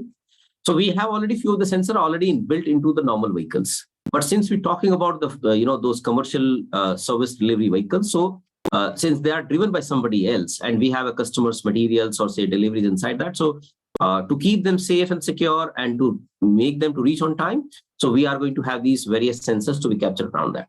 So going forward, I have another set of sensors here, which has a new sensor, which I've added the brake sensors, which is going to sense the force of the driver's pedal, which is going to apply on the braking.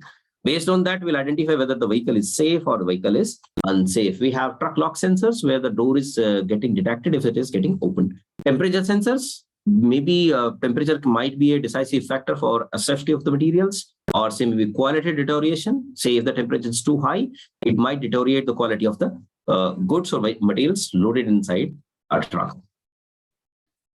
Quickly, at 10 o'clock, the vehicle started from the warehouses or say factories to a customer, having few deliveries, which I just mentioned in my last slide. There are few deliveries lying inside a vehicle.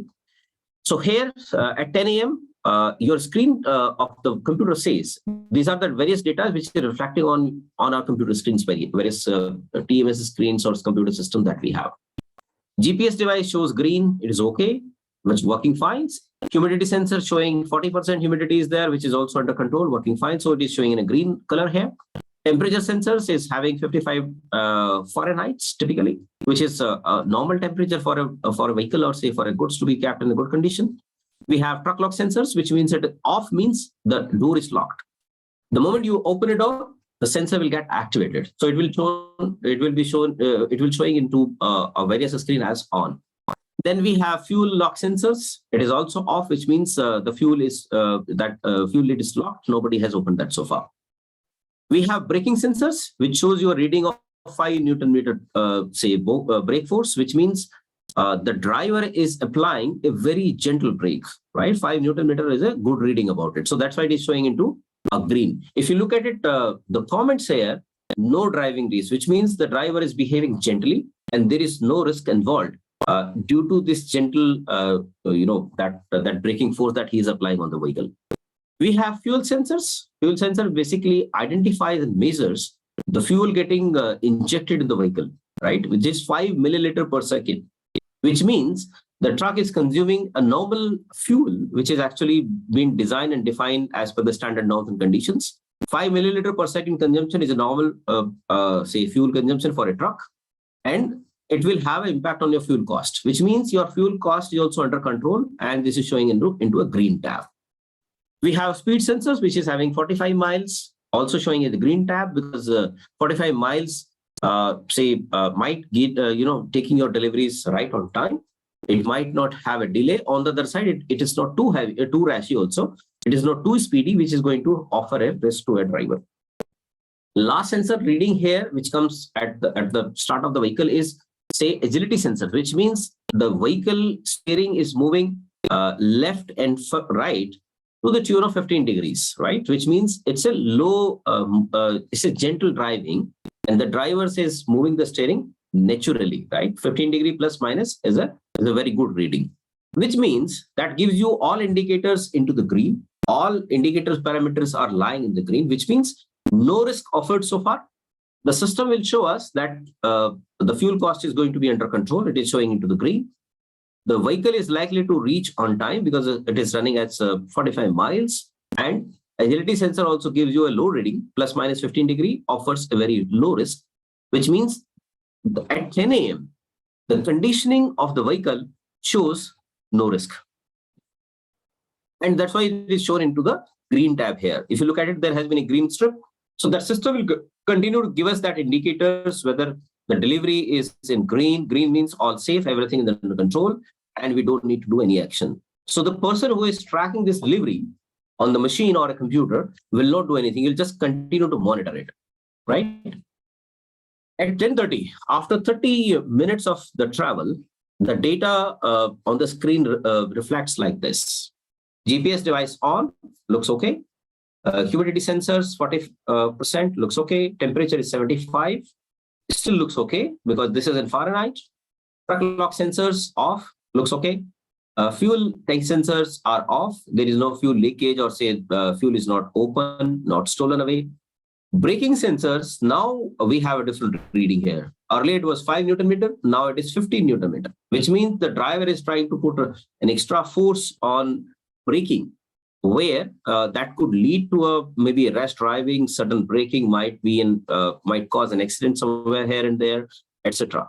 So the first reading of braking sensors gives you a red alarm, which implies and trying to give an indication that driving at risk, because he's applying too much of the force in terms of to use the brake pedals into his truck. Then we have fuel sensors. Fuel sensors earlier giving a data of 5 ml, now it is giving a data of 7 ml or milliliter per second, which means the fuel is getting injected into the engine at a higher rate now, which means the driver is putting accelerator very high, so that that's why the fuel is getting consumed more. And he's applying a certain brakes here and there, which means he is trying to get into a rash driving behavior mode. I hope you're getting and connecting to how these two data points are actually determining the behavior of the driver. Then we have speed sensors, the speed which was maintained earlier by say 45 miles. Now it is around 55 miles, looks on time, but looks that driver is trying to accelerate it too fast and then putting a certain brakes here and there. And if you look at the agility sensor reading here, which is plus minus 25 degree, which means he is trying to take a sharp turn left and right. If you combine the bottom 4 datas, higher brakes, consuming more fuels, speed is on the higher side, say steering, agility is moving more than the normal and usual, which means he is putting vehicle into a risk. the system will classify that vehicle is under a driving risk now, right? So these are the various parameters which will show that that are indicator of the risk. There are other say 8 parameters or say 6 parameters are normal. But if you look at it, there are top 3 parameters are showing quite abnormal, say readings. That's why the color got changed from green to red. And here, the safety indicator, which is green, will turn into maybe orange or maybe some other color can be used based on your software calibration. So which means the person who is sitting and monitoring this particular truck into the knock center and at office will get an experience that he is creating a certain amount of risk to the vehicle. He will send a question note. He can trigger an SMS. He can trigger a phone call to him. He can trigger maybe a voice message to him, to his cabin, that your vehicle is under the risk. You need to control these parameters. These parameters are showing an alarming conditioning. I hope you are able to understand this difference between the data, how the data will vary and how this vehicle conditioning keeps on varying. And now, since these vehicles are being monitored into a technology platform, so we have a chance to control these various parameters. We can talk to a driver, we can send him a voice message, which I've just mentioned, and we can sensitize the driver about these various parameters so that the trucks come back under the control once again before it leads to actually an accident. If you look at it, after 30 minutes, we send a question to him, driver did not do anything, or say he continued to drive like this. So GPS on, humidity sensor say 50% okay, temperature sensor say 75% Fahrenheit, looks okay.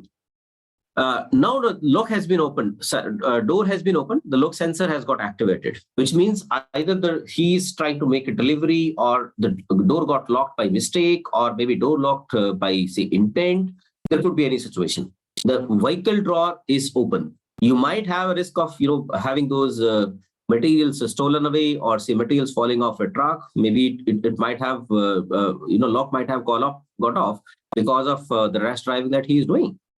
Then fuel tank sensor is also active now, which means somebody has opened that fuel tank to maybe stealing a fuel or say doing something else, or the fuel is getting leaked out of it, right? Going forward, few more data points. Braking sensor 15 Newton meter, high driving risk. Fuel sensor have more consumption, which is 15 milliliter. Fuel cost is going to be very high because he's consuming a lot of fuel. While starting, he was consuming only 5 milliliter as a fuel. Now he's consuming 3 times of the fuel. Then we have speed sensors. The speed is showing 5 miles, which means it is going to have a late delivery as well. And steering agility is plus minus 30 degree now, which means the driver is trying to do a rest drive. He's taking sharp turns left and right whenever he is trying to maneuver around on the roads. If you look at it, this data from the first data, this is quite different now. And the condition of the truck also quite different now, right?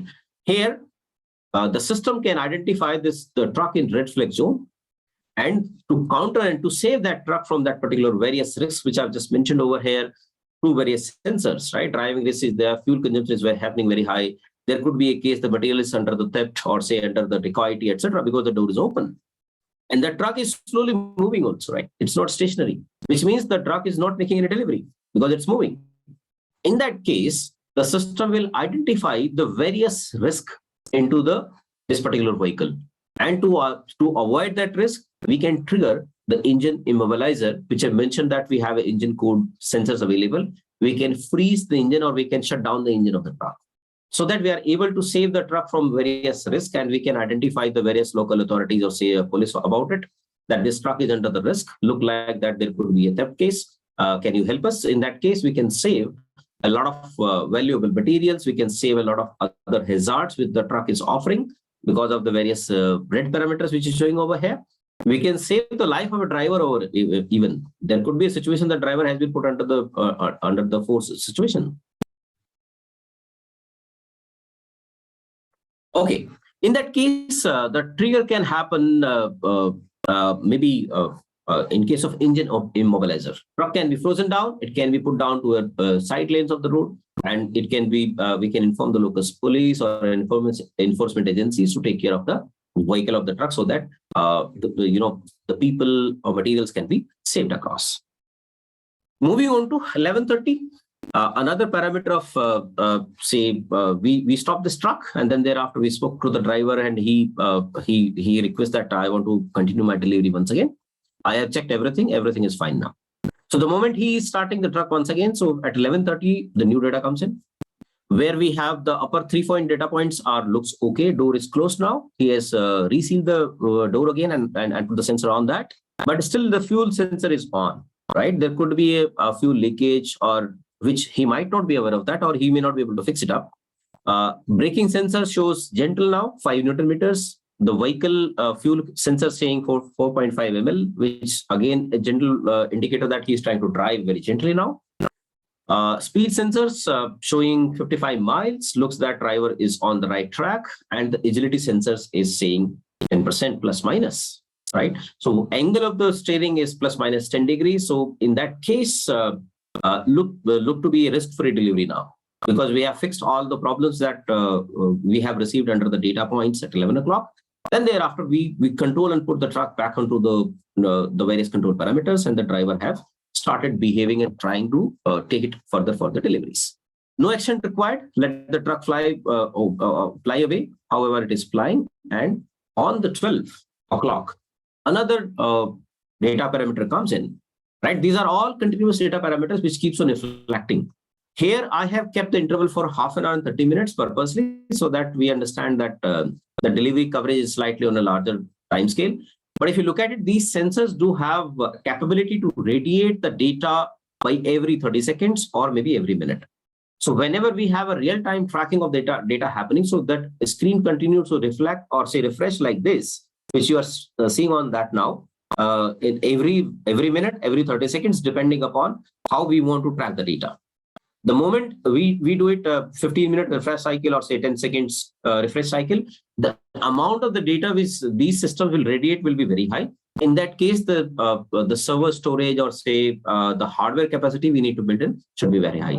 Depending upon your organization objectives, the hardware capacity that you have built in, so refresh cycle can be set accordingly. Here, I have set it to 30 minutes just to showcase that the delivery has been monitored for 2 hours and how the delivery parameters and path and conditioning look like that.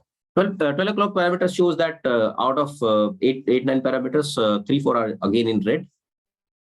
Fuel sensor is still on, which means the fuel is getting leaked out. Now we can have a tab on that, so we can record that the driver has continued to have a fuel leakage, leaked vehicle carried. 15 Newton meters is again a driving risk is being offered. After that, the driver is getting again, getting into the rash driving mode.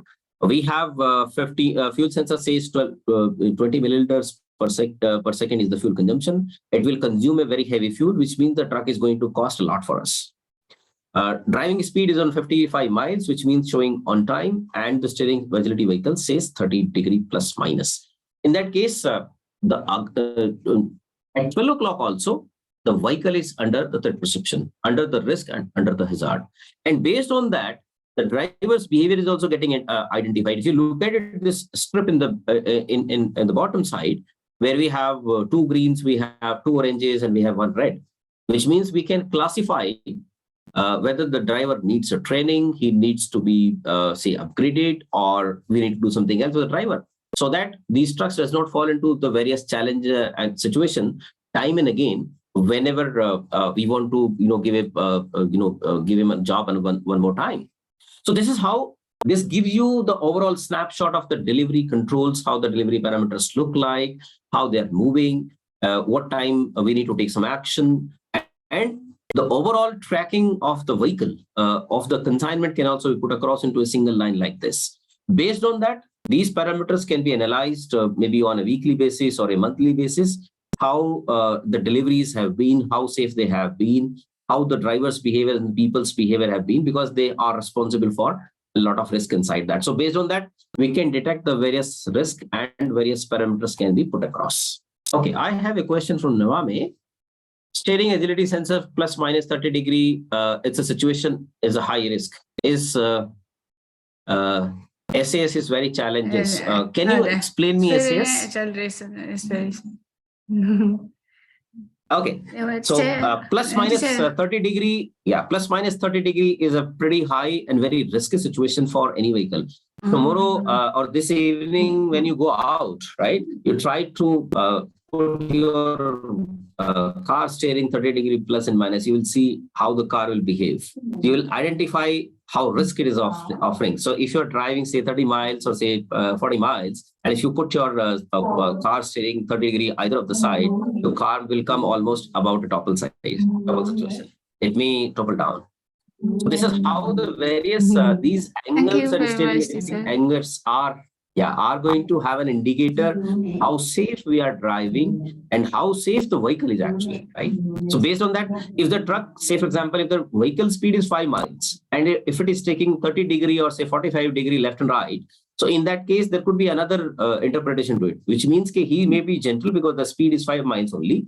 He might be taking a left turn on the signal, or he might be taking a right on the signal. But if the speed is 55 miles and the angle is very high, then it is a difficult situation for us. I hope that clarifies. Thank you very much, teacher. Okay, great. So with this note, I think we'll take a quick break, or maybe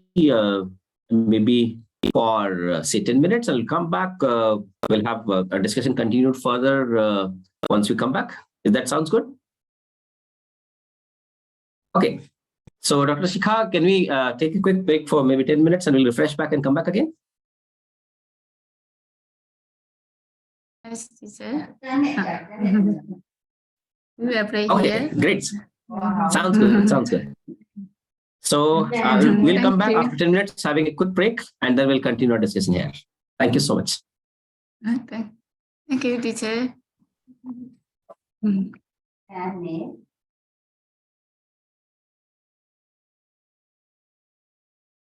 All right. So I'm back. Shall we start now? Is everyone back?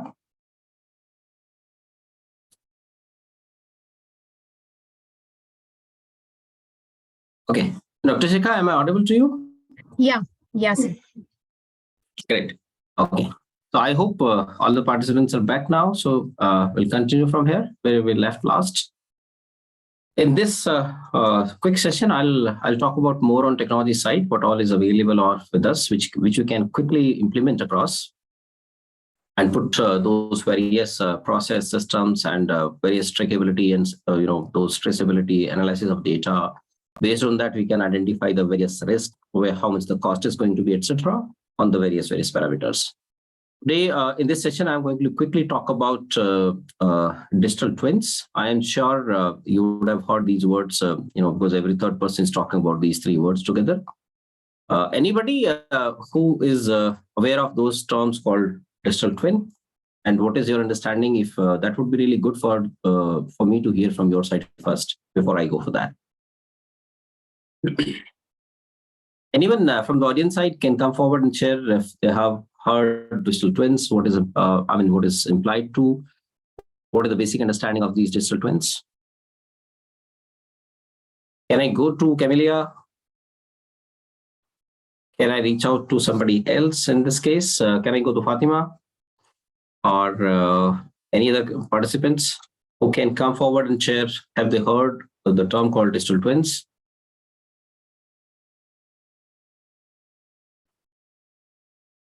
Or I can see Valdemar on the bottom side. I can see Theresia. I can see Ain. I can see Nuame. I can see many people around. Right? Anybody who has an idea, or if you don't have any idea, just let me know so that I can explain that to you all.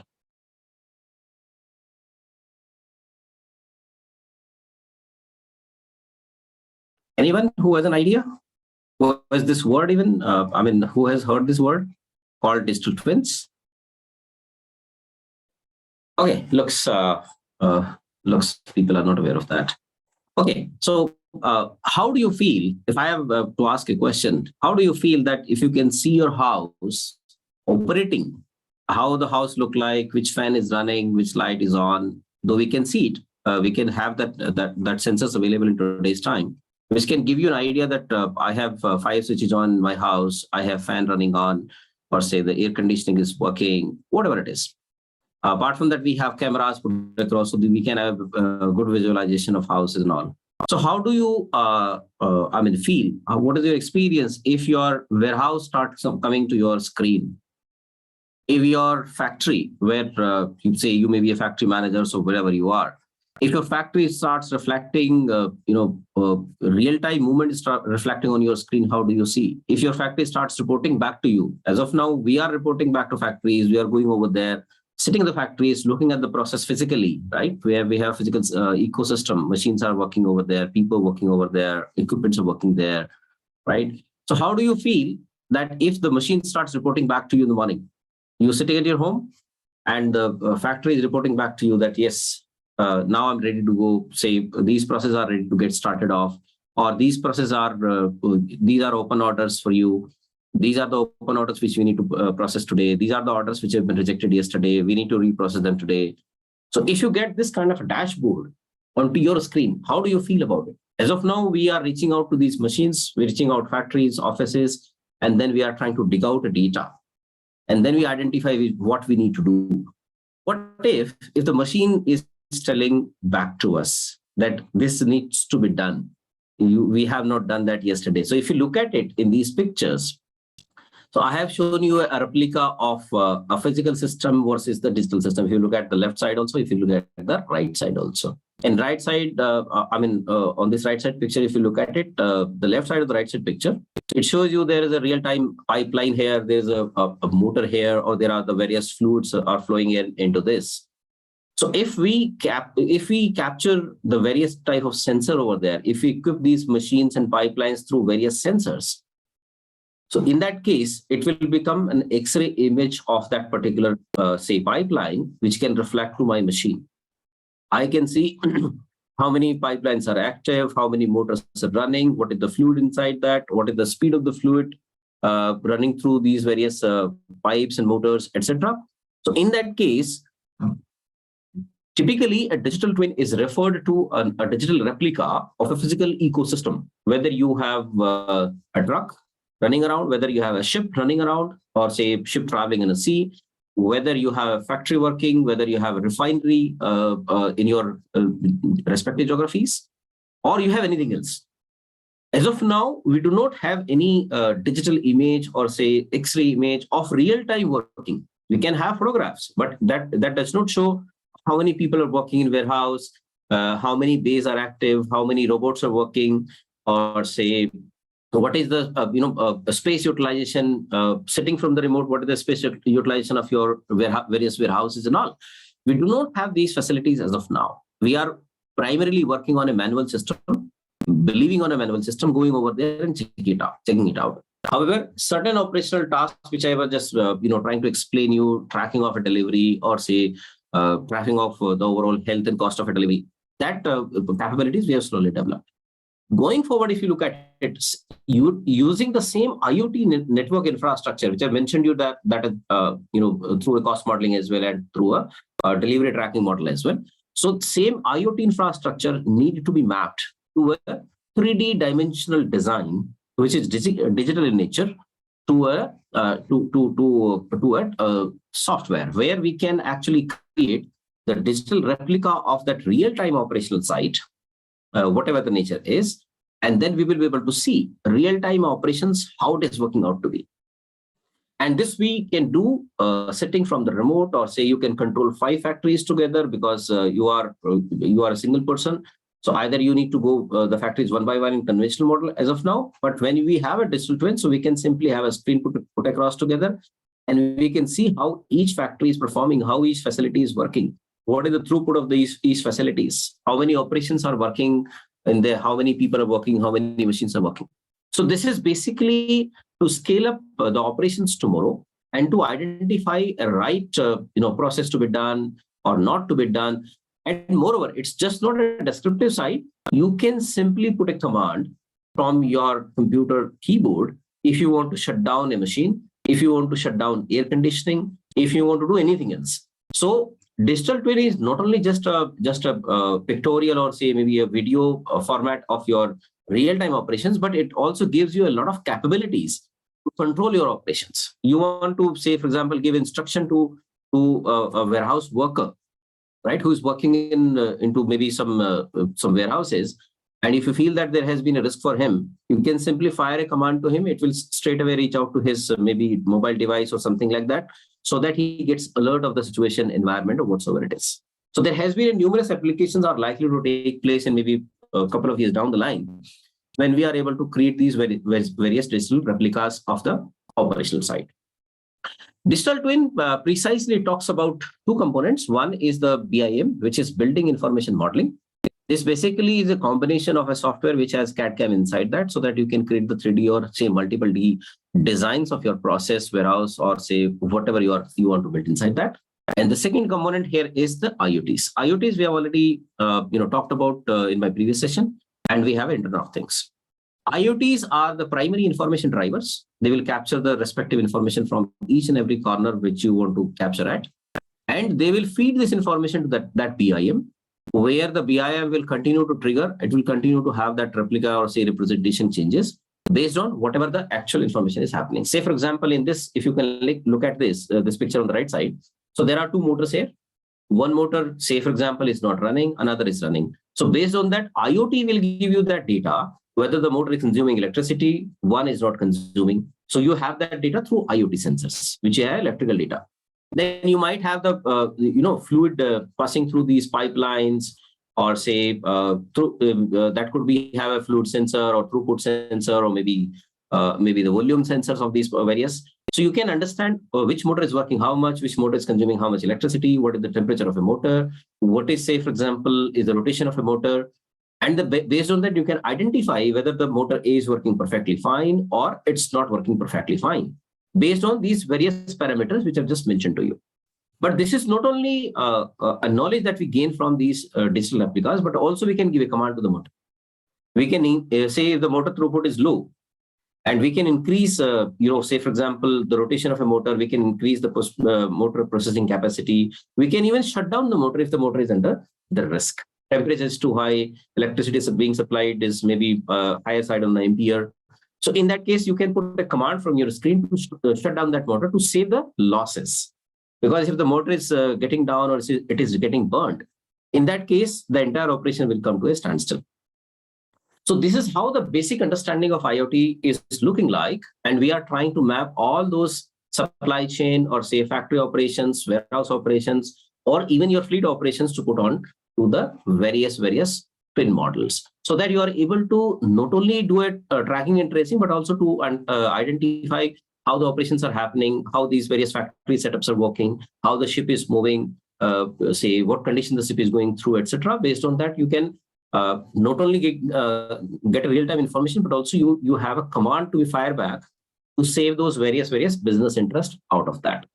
I hope that sounds, that puts a basic understanding of how these digital twins are basically working in our daily life. Okay, moving on to, because we have a paucity of time as well. Moving on to, if you look at it, this is how a digital factory look like, right? This is how, we have a physical factory where we have machines, we have these various conveyor systems, we have various processors, scanners put across everywhere. So this is when we create a digital replica of these machines, which is working in a factory. And then we map it through a 3D design or say multiple design. And then we put a lot of sensors, which you can see here in the red form. Every, say, process the material is passing through. Say, typically this looks like a manufacturing setup here. So we have these conveyor belts, which you can see in 4. So materials keeps on moving from one stage to another, and then finally for picking, packing. So in that case, every moment the material passes through a sensor. The sensor captures the data that this particular material has passed to stage number 2, stage number 3, stage number 4, and this material is, qualified for picking, packing. This is qualified for QC check. If you look at it in the row number 1 here, so you can see these boxes on the final layer where you have a machine, which means the materials have almost passed out to all stages here. But if you look at it on the most left one, you have not seen any materials lying here, which means the order is incomplete. It is lying somewhere in the middle of the finishing line, or say whatever the processing system that we have. So this is how the replica of maybe a factory look like. You can map your warehouse like that also. If you're working in a warehouses, if you're working in any of the production system, you can map that also. Even if you're working on transport management system, we can map each and every fleet and truck like this. Based on that, whatever the IoTs you have loaded, that those IoTs will continue to radiate the data through various sensors. And based on that, we can identify how the truck is performing, where it is actually lying. Or say a truck is running in left lane, right lane, whatever it is. So you can do n number of observations. You can control that n number of ways the way you want it. Say if you look at it, this particular say factory model, which I've shown to you, right? There have been few orders here, 1, 2, 3, 4, 5. If you can look at it, this on the right side, right? Order number 1, which having the last finishing numbers is 437, right? It is showing almost 5-10% in completion. This is how the report dashboard of digital twin gives on your screen. Order number 2, which is finished with 413, is more progress than the previous one. Then we have order number 393 is slightly more progress, and then we have all order progresses are looking like that. So this will be a screen, and on this screen you will be able to remotely see how your factory is performing, how many orders in progress, in pipeline, and what is the status of these orders with respect to the order numbers. So we can accelerate, we can de-accelerate based, say, for example, if order number 437, which is the first one, is the top priority order, and it has been the least finished. In that case, we can accelerate that from the command itself from your computer side. So this is how a quick snapshot of digital twin look like. A factory model will be created, and based on that, we can have the various process getting monitored. Each process will be having, say, an outcome or dashboard like this, which you have seen. Moving on to, if you look at it, there has been real-time IoTs, scanners. We have a lot of conditioning scanners. We have labeling scanners, which you can see in various stages, which I've mentioned over here. And based on these scanners readings, whatever the data they are capturing, the order status will continue to change, whether they are fully completed, not started, and how many orders in WIP, how many orders are finished and under picking and packing, etc. This is how the digital twin is likely to control the systems. Now I'll put a case across to you, considering the same example where we can create a digital prototype of the physical ecosystem. So say here we have the various factories are being controlled. Say for example, we are sitting in X remote places. So we have one factory in Europe, which you can see on the orange color here, and we have one factory in any of your countries where you are attending the seminar or let's say webinar from. So which is represented by a blue color, right? These are the two factories, and how we are going to place these factories together. Say you are in India or you're traveling across to any other geographies. So in that case, how you are going to monitor the operation of your factory, right? So let's see how it works out. Say these factories. So we have these twin factory modeling type, which we have showcased in the last slide as well.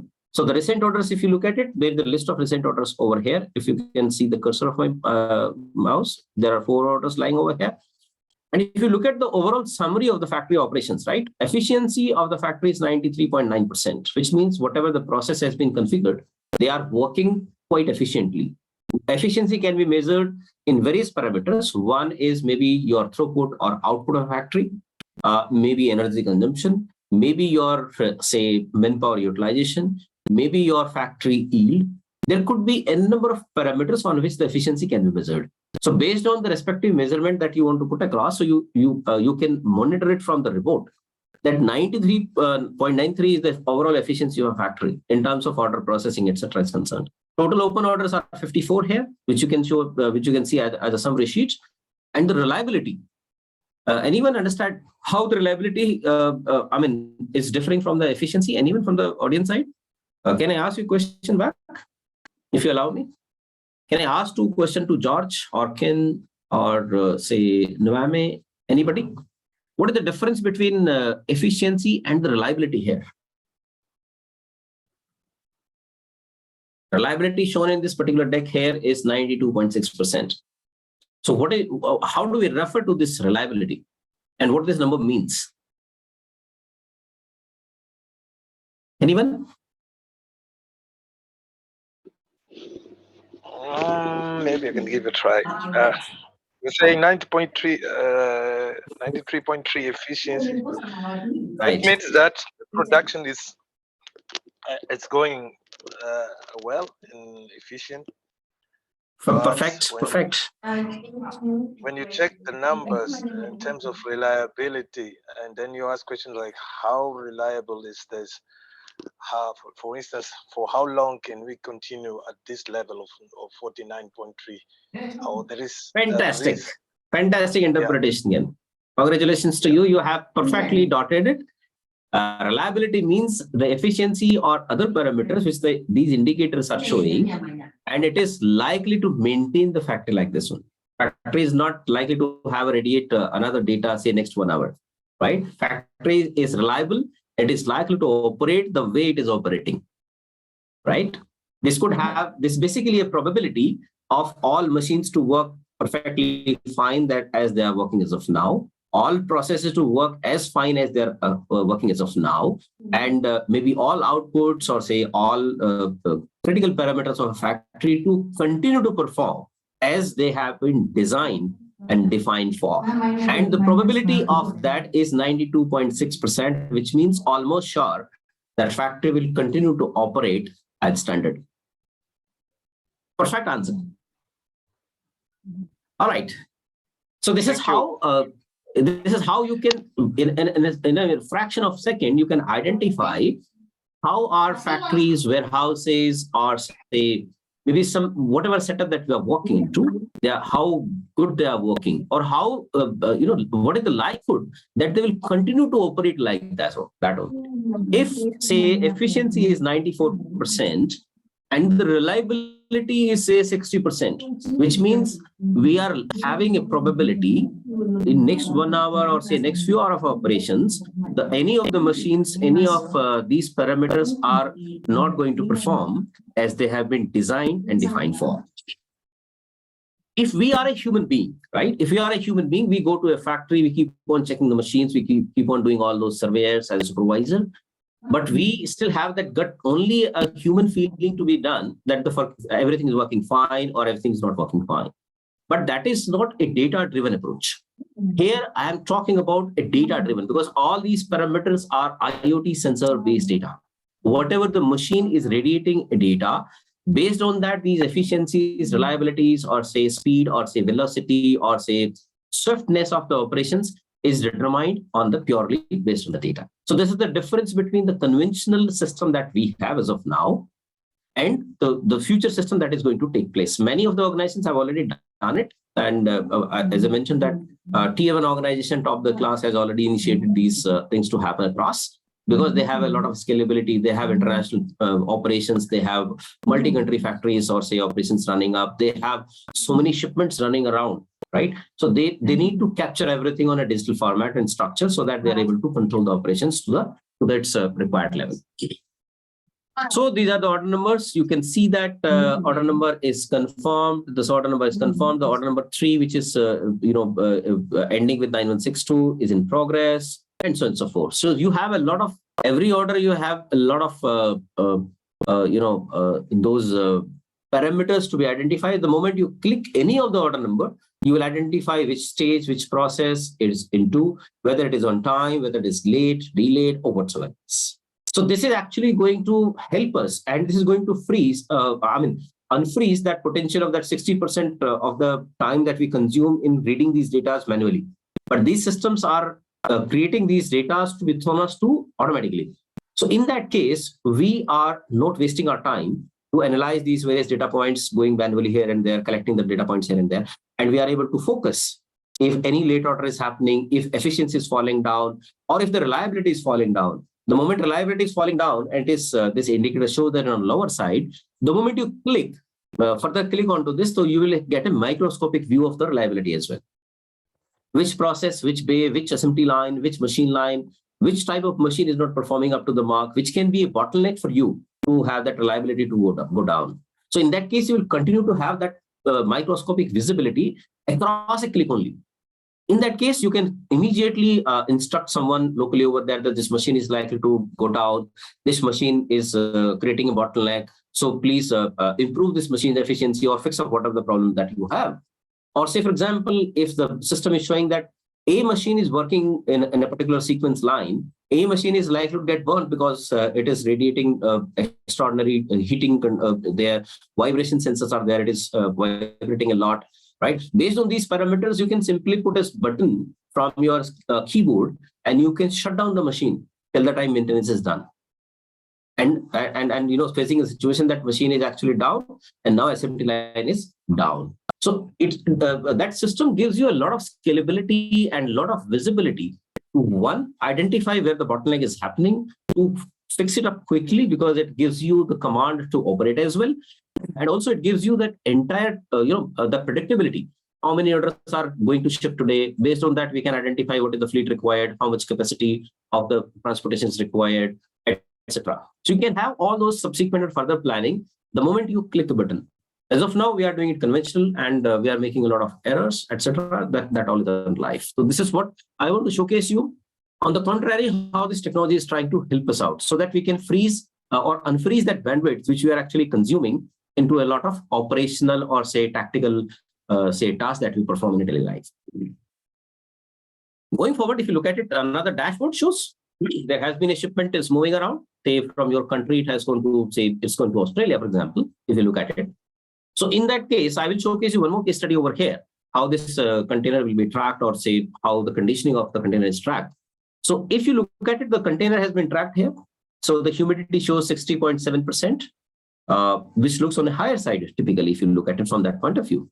So in that case, you have other parameters. We have long status looks to be on time. We have location in terms of the long cell net is concerned.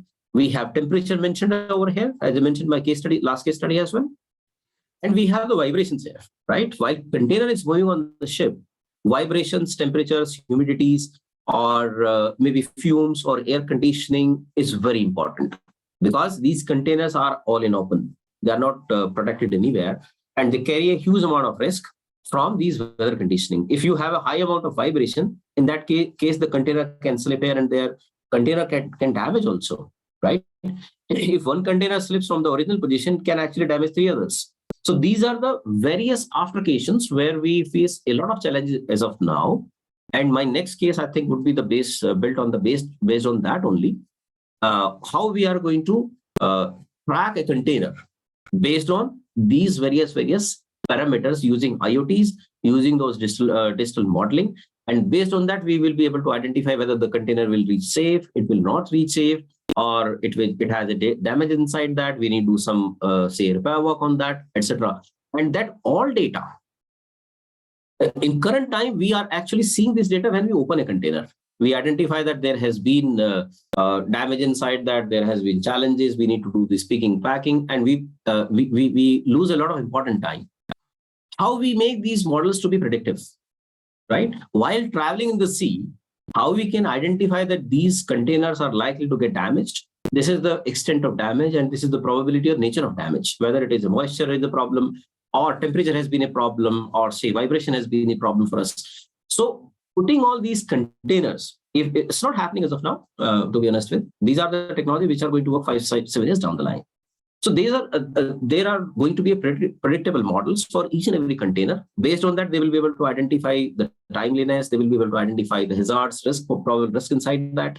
And you will be able to identify what all repair work you need to do so that you are prepared well in advance. We know that what is the condition of my container, what all work I need to repair, and I will go equipped with that at respective ports so that I take minimum time to get those repair works done, testing done, etc., so that my clearance can happen very quickly.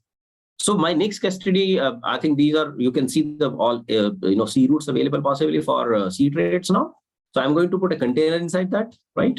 So say, for example, I have a container, say we have dispatched a container from Singapore, right? This is one of the second most, the nodal hub for the global trade. Singapore is the middle line which connects South Asia to Africa straight away, connect South Asia, say, to Australia straight away, connects the rest of the world, say China straight away. So this is one of the important port apart from Dubai. So say I take an example, that port is Singapore and we are trying to make a shipment to Australia. In that case, we'll track all parameters of a container during these various journeys, and then we'll identify the possible risks, challenges, problems, and try to see what needs to be done, or say how we need to treat this container at Australia port where we are receiving these materials. I hope that makes a lot of sense for all of us. Many people might be dealing with the container management, right? Can you confirm how many people are dealing with the containers? Anybody from the audience who's dealing with container management, movement of the container, etc., so that I can connect with that particular relevance well while I talk about the case study. Okay, no problem.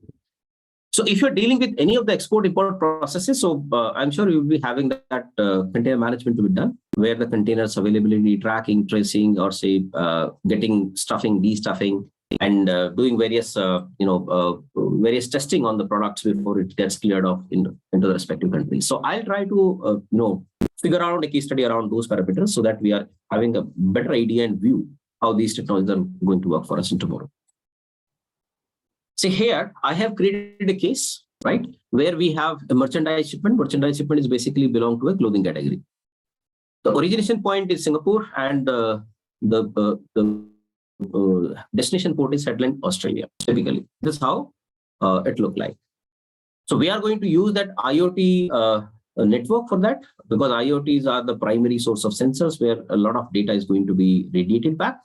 And I will try to monitor these parameters. Say Singapore started on 25th January, 6 a.m. Jakarta, it reaches out to 11 a.m. 31st January. And based on that, we'll try to do some modeling.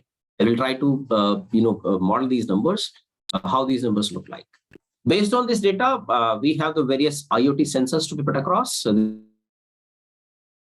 Available on the ship, but you can always equip your container with these sensors to have a personalized delivery tracking, or to have your own container delivery tracking, not only in terms of longs and lats, but also in terms of the other parameters, which is related to the safety and timeliness of the container. We have ship longs and lats, so all available by default and standard. We have GPS devices, so if you want to track our container separately, say for example, from Singapore, the container started from Singapore to Australia, and we have port in Jakarta. Due to that, some emergency or say weather conditioning, the captain decided that I'm going to offload say 50 containers out of my ship. I cannot carry them further because of the condition on the sea or whatever it we have. How do we know, or how do we identify that where my container has been offloaded? As of now, we are going to do a trace back, and then after a few days, we identify that this has been offloaded into Jakarta or any other port where whatever is in the midway. And then we start doing this mechanism as a manual process. While we are equipping our container to GPS devices, the moment it is being changed, the location it has been originally put at, we'll be able to come to know whether it has been offloaded somewhere, whether the positioning of this container has been changed from, say, bottom to top, or say top to bottom, front to rear, or rear to front, whatsoever it is. So all these changes we'll be able to realize as it is happening, right? This is away from the shipment, the ship data. Then we have airspeed sensors, which is in knots, what speed the container is traveling, or say the ship is traveling basically. Then we have container lock sensors. They are the similar sensors which I mentioned the truck is. Container load sensors, which identify what is the total load inside the container. Say, for example, we loaded the container with 9 tons. Are we still carrying these 9 tons, or the materials have been stolen away? They have become 7 tons, or they have become say 8 tons, 8.5 tons. Based on that, we can identify the leakages or say various stolen cases. Since we have lock sensors also, in that case, we can easily identify. Then we have humidity sensors, temperature sensors, or importantly, when the container travels, vibration is very important.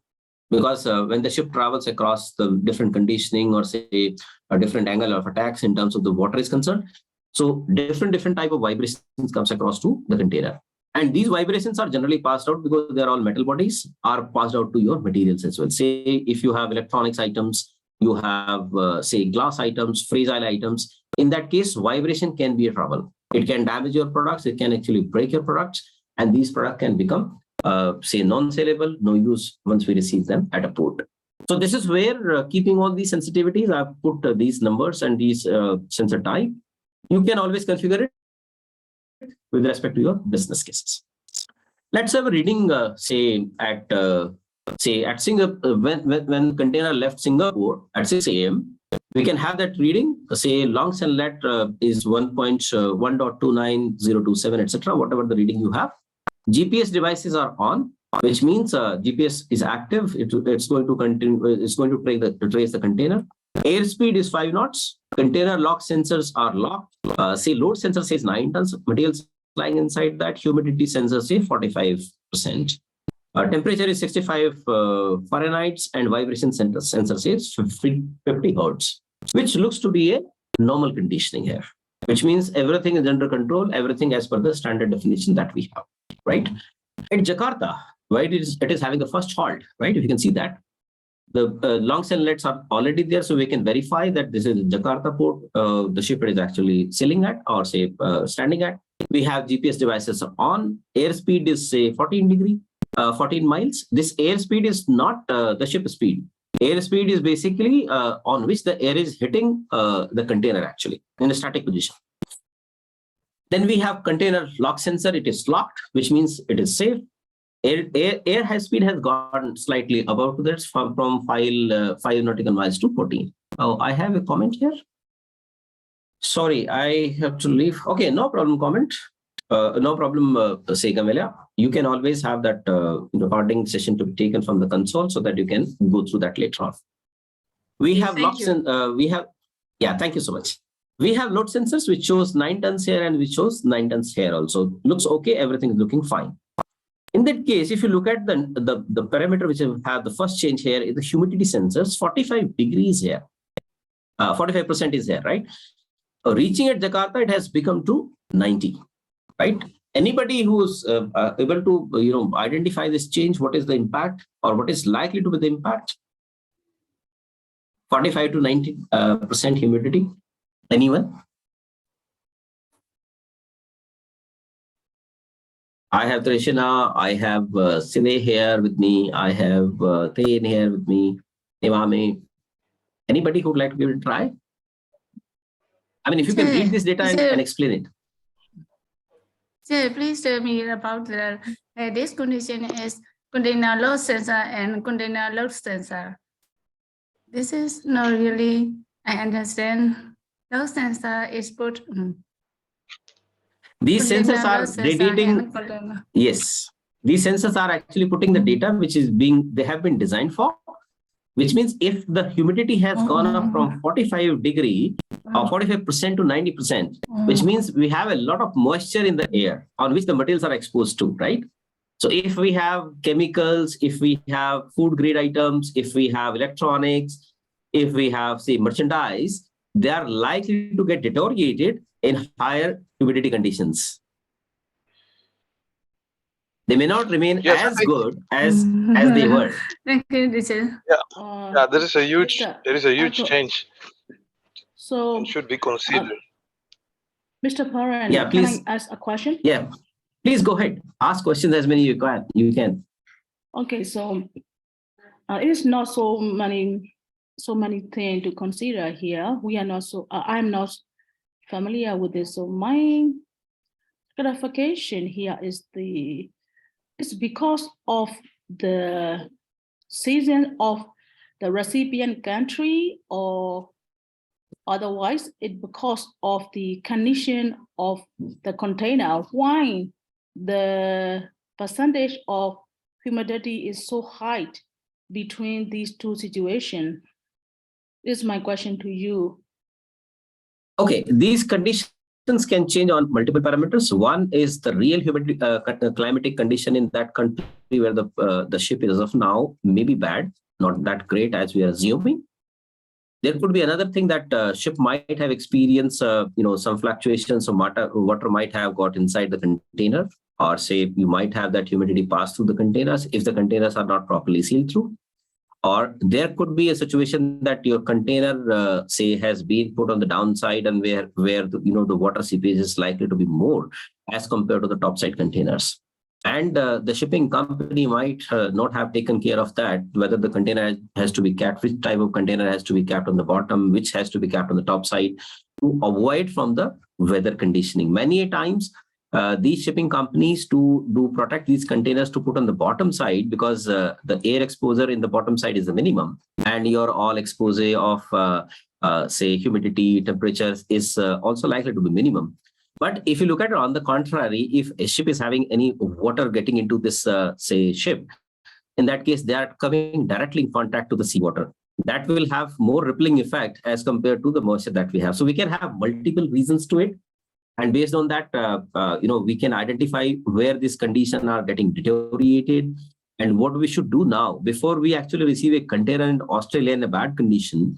We have come to know that at Jakarta, the conditions are getting difficult for my container to travel safely to Australia all through.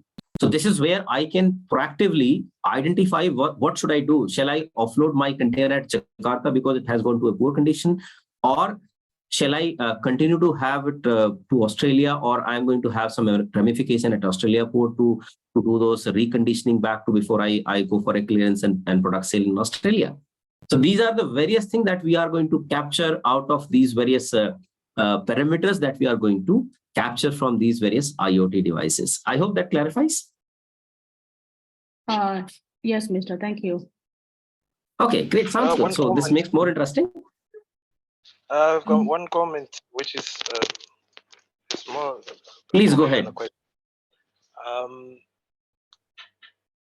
The weather on the various destination has to be taken into account, but the container, the humidity sensor may vary not only because of the weather on the destination.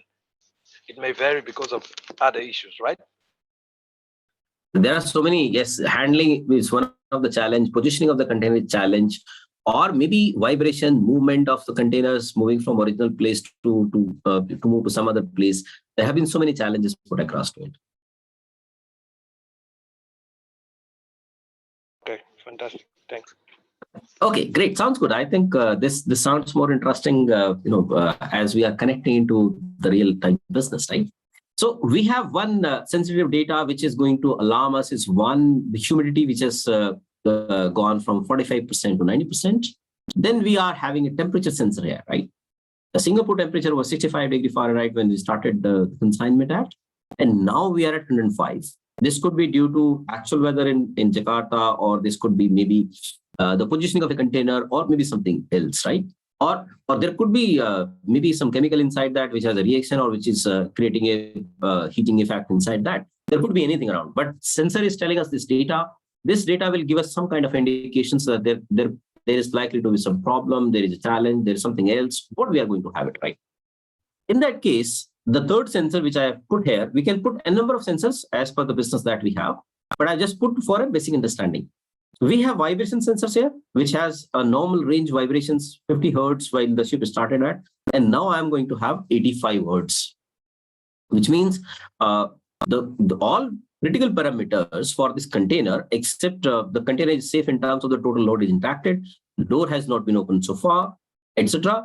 All these parameters are getting on a maybe inferior side, which gives me a certain indication, or company a certain indication that they are likely to sub certain amount of risk to this container, and thus in turn the risk is to be to the materials which is lying inside the container, right?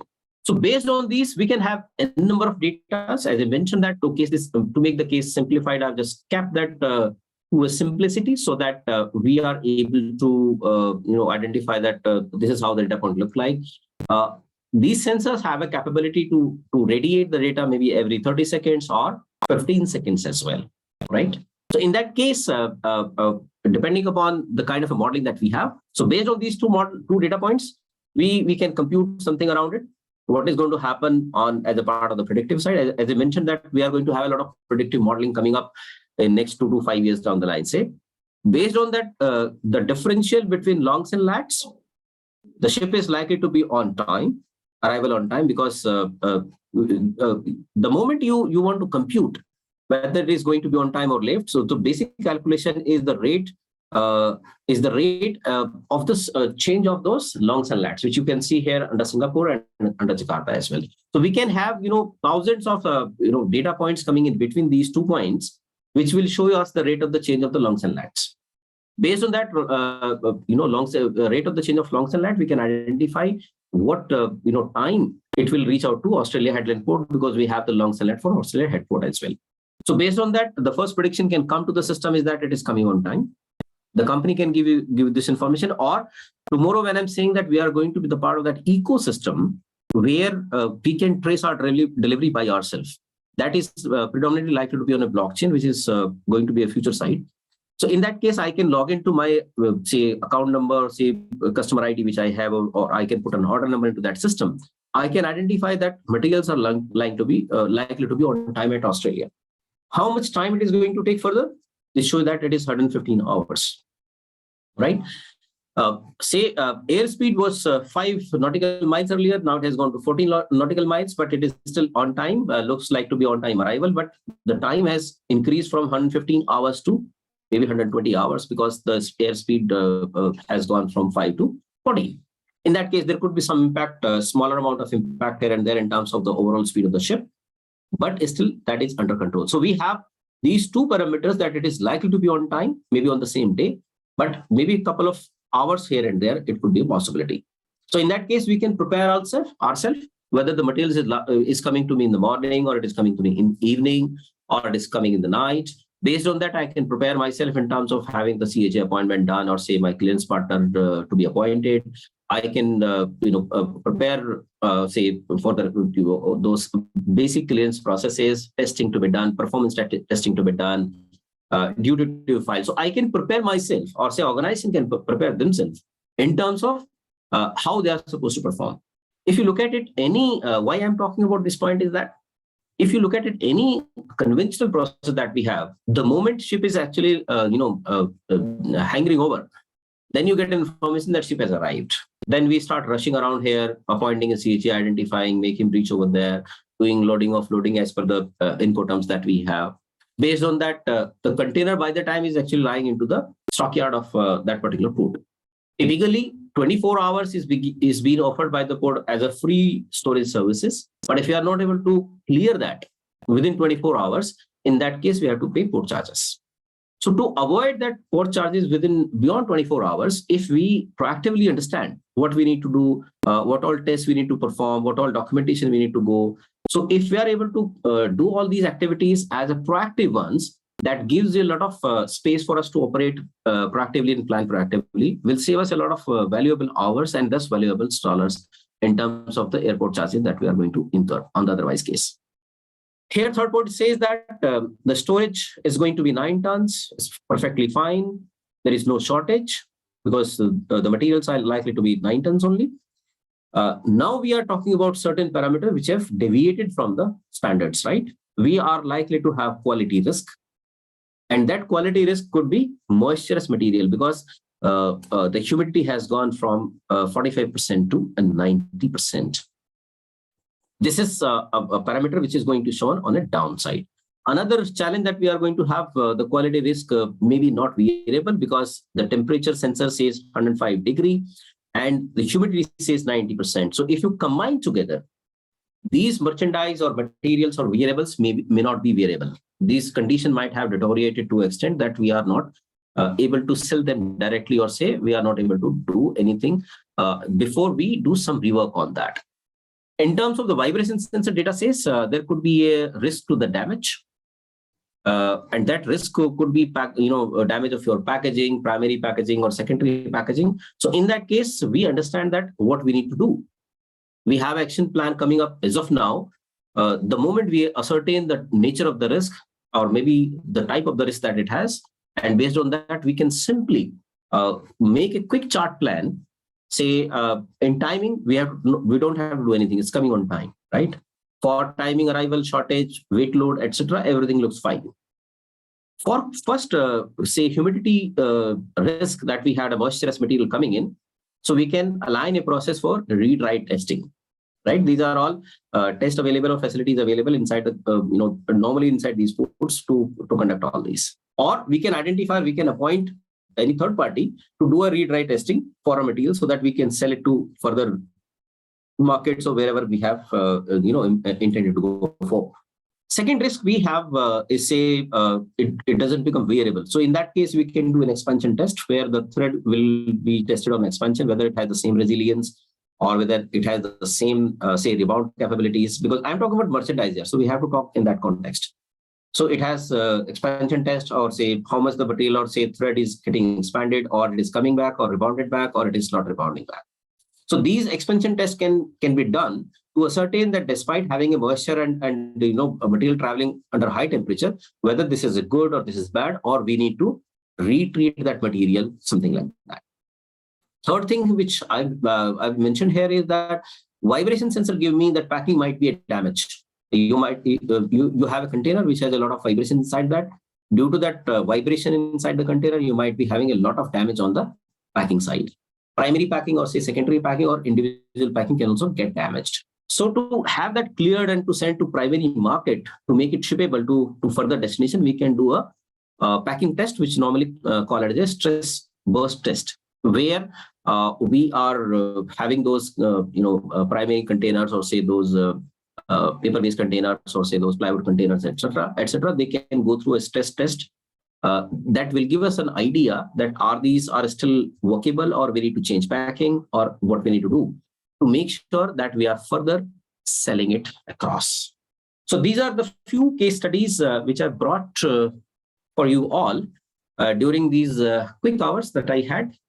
Though I wanted to cover a few more, but I think we are good on time in terms of time is concerned. So we are at 2 o'clock. Dr. Shikha, am I correct? We have the session till 2 o'clock only? Yeah, it's 1:55. You may wrap up. 1:55. We are bang on to the time, and I'm open for any questions. If you have, please fire questions on back to me. I'll answer everything. Thank you, Professor. Hello. Thank you so much. Any questions for me? Please go ahead. Yes. Actually, I want to know, so this kind of standard system are directly connected with their respective company. Am I correct? Correct. Absolutely correct. So how about the standard system on the container and the ship, the ship that was carrying this container? My point here is the standard system is directly with their company, but how about the ship? The ship sensor can inspect what is happening in the container, what is happening inside of the container. They have such kind of system. Okay, so I'll explain you. A ship has their own tracking Hello? systems, and they have their. Am I audible? So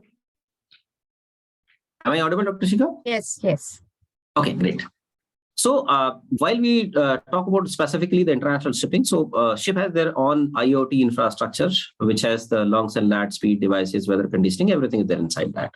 So they have their own systems. And if you look at it, Merckx is one of the company who has already created a blockchain system to do the tracking and tracing for their own ships.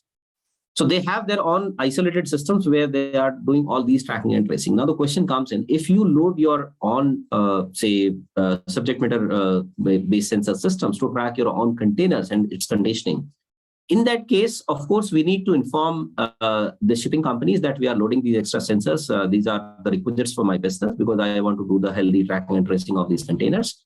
So permission is the only thing that we need to interchange or exchange with the shipping companies. However, the data of these IoT networks that may be not compatible with their softwares, which may be compatible with your software or any other third-party company from which you are taking these services. So in that case, the data of containers may not be going across to those shipping companies. If you are loading those IoT devices on your own, with your own cost heads and not having it from the shipping companies. So these will become two isolated channels for data exportation. One data is from the ship side, which the company will use their own purposes, and you can have your own data separately to be captured from the container for your own assessment and purposes. I hope that clarifies. Yes, Professor, thank you. Okay, great. Any other questions? Please go ahead.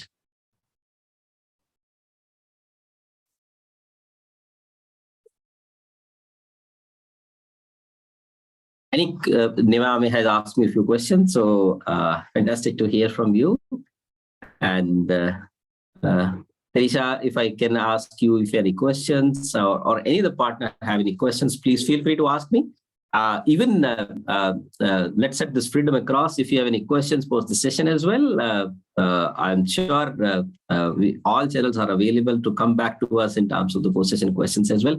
And I'll try to answer to the best of my capabilities and availability as at the earliest. Dr. Shikha, you can coordinate with them if they have any questions. We can again touch base and connect for all possible questions which we can solve with them. For sure, Parmeen sir. And thank you for wonderful, insightful session. And I'm sure there are certain key takeaways.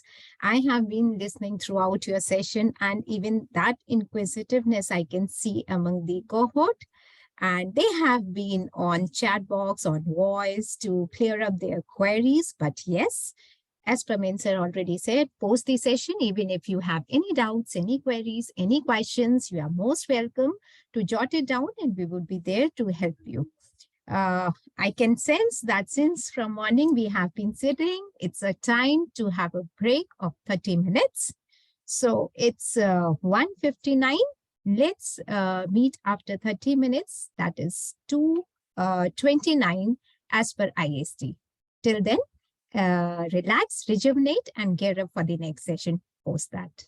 Thank you all. Thank you. Yeah, thank you, Dr. Shikha, for your have a seamless sailing through this particular session. And I thank all of you to have your morning time spared for us and join together. I'm sure this session would have been at least some insightful to put across what is going to happen in these various ecosystems tomorrow. You may not find everything happening as of now, but yes, tomorrow you might find these quickly getting translated into various business practices. This is what I want to just put across, a basic understanding when you go back to your organization, to your country. So you have that that hardline sketch done, so that whenever anything comes across to you, you say that, yes, I'm aware of that. Thank you so much, everyone, with this note. Have a great day ahead. Thank you so much. Bye-bye. Take care, everyone. Thank you very much. Bye-bye. Thank you, teacher. Bye-bye. Take care. Bye-bye. Okay, so I hope we all are back. Okay, so yesterday, as we all, last week, as we already communicated you all that we would be having group photograph today. So can we have you all on a screen? Let's be there on a screen so that we can click a group photograph.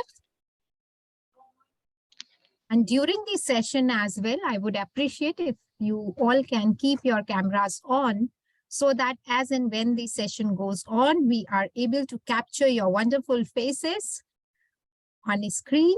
Yes, I can see Felicito is there. Noen is there. Great. Darishina, hi. Hi, Ken. How are you? Hi, teacher. Great, great. So all set. Yeah.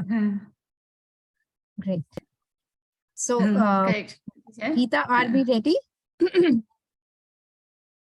I guess I'm waiting for others to open the camera. Okay. Okay.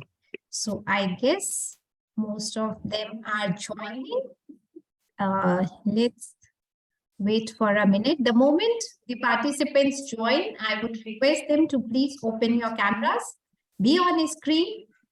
We can have a memorable group photograph all together so that we remember this memorable journey altogether that we are having for 2 weeks.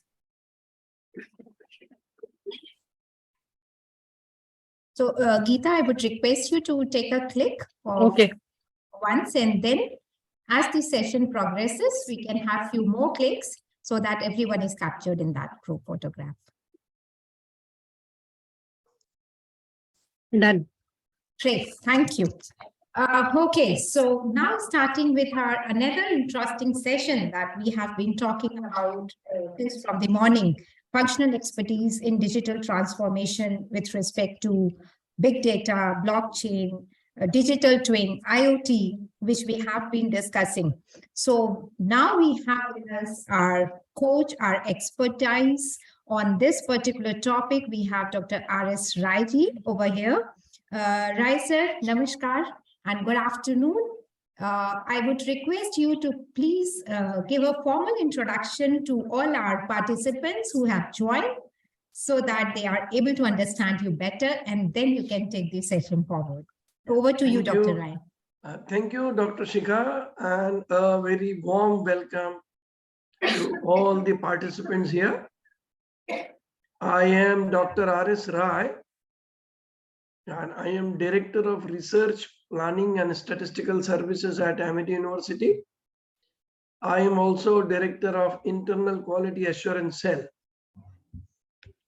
So the task given to me is to talk to you about how new technologies or new digital innovations are changing the operational landscape. So we'll be having few discussions about that in today's session.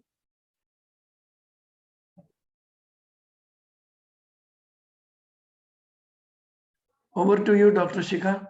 Yeah, thank you, Rai sir. And I would request you to share your PPT. Be a bit slow in your pace so that our participants are able to grasp the content that is being delivered. Absolutely. Yeah, I think you have the host rights, sir. Are you able to share your screen? Yes. Yes, it's there. So I hope it is visible to all of you. Yes, only the slideshow mode is on. Perfect, fine, Yes, sir. yes, teacher. Before we move ahead, can I speak to the participants? So what do you think is the impact of new technologies on operations of any company or organization? Any idea that you have?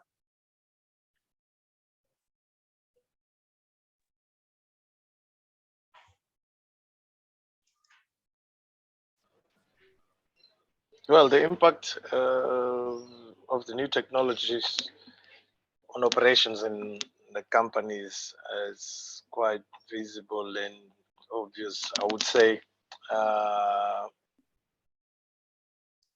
more reliable results, faster results, more data gathering and storage. Very good, very good. You see, one of the innovation is, did you ever thought 10 years back, 20 years back, that you sitting in Africa, I am sitting here in India, and few of us are from different countries, and we could see each other, we could speak to each other in real time, right? Did we ever imagine this? I hope we have never imagined this when we were young, when we were in schools, right? So this is one of the impact. So what is happening is, the other day I was thinking about what is one of the biggest competition to aviation industry and hotel industry, right? And then it emerged out that it is not one airlines which is competition to another airline, or it is not one hotel which is competition to another hotel, but it is this technology which is becoming a competitor to airline industry. Now people are talking each other more on Zoom, more on MS Teams, more on WebEx, rather than traveling through airlines. So airlines are losing business because of these video conferencing technologies, online discussion technologies, right? Am I right? So no business Yes, teacher. tours, therefore no hotel staying, no airline. Other way also I was, we could think is, what is competition for a camera? So the biggest competition to the camera is our cell phone. So now people are carrying cell phone. So earlier people used to buy at least a basic level camera for their homes, right? But now all of them, they have cell phones, so they don't need camera. So around this, my talk is primarily based upon the new technologies, their impact on operations, and most importantly, how we can have sustainable operations, right? Because sustainability is very, very important. What would be the impact on economical issues? What would be impact on social issues? What would be impact on environmental issues, right? So any new technology that we are coming up with must have sustainability focus, because environment or our planet is so very important for us, not only for us, but what we have to do is we have to keep it intact for our future generations also, right? I hope you all will agree on this. Miss Win, do you agree on this about sustainability issue? Yeah, could you please unmute and speak on this? Yeah, please tell me about the new technology. Our Ministry of Education is a very important role in learning management system. And please tell me about knowledge sharing program and learning management system and new technology use. Sustainability is very important role. We are use ICT infrastructure and ICT usage. This is changes and technology use is very changes. This is important role is sustainability various learner. Thank you very much, teacher. So one of the thinkers once said, what did he say is, we have not inherited this planet from our parents, but we have borrowed it from our children. So we have to give this planet to our children.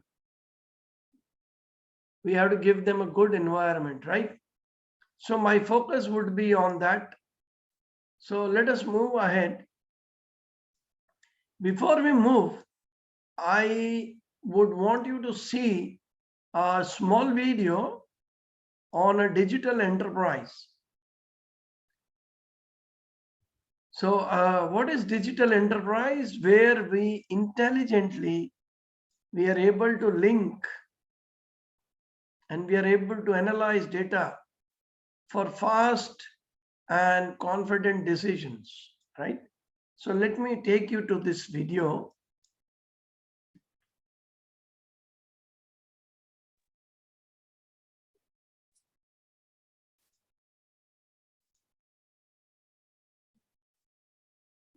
Please confirm when you are able to see the video. How quickly the world changes. Are you getting the audio also? Industry has to respond to so many things. Yes, we are.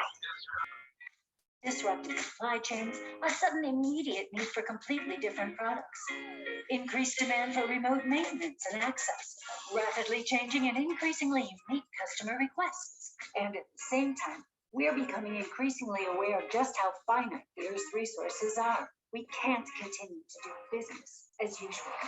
Whew, it's a lot to deal with all at once. How's the manufacturing industry supposed to manage it all? For one, companies need to become true digital enterprises. Wait, digital enterprise? Isn't every company that uses digitalization a digital enterprise? To be a true digital enterprise, a company has to systematically and seamlessly combine the real world with the digital world. And one company has made it its mission to help its customers do just that. Siemens.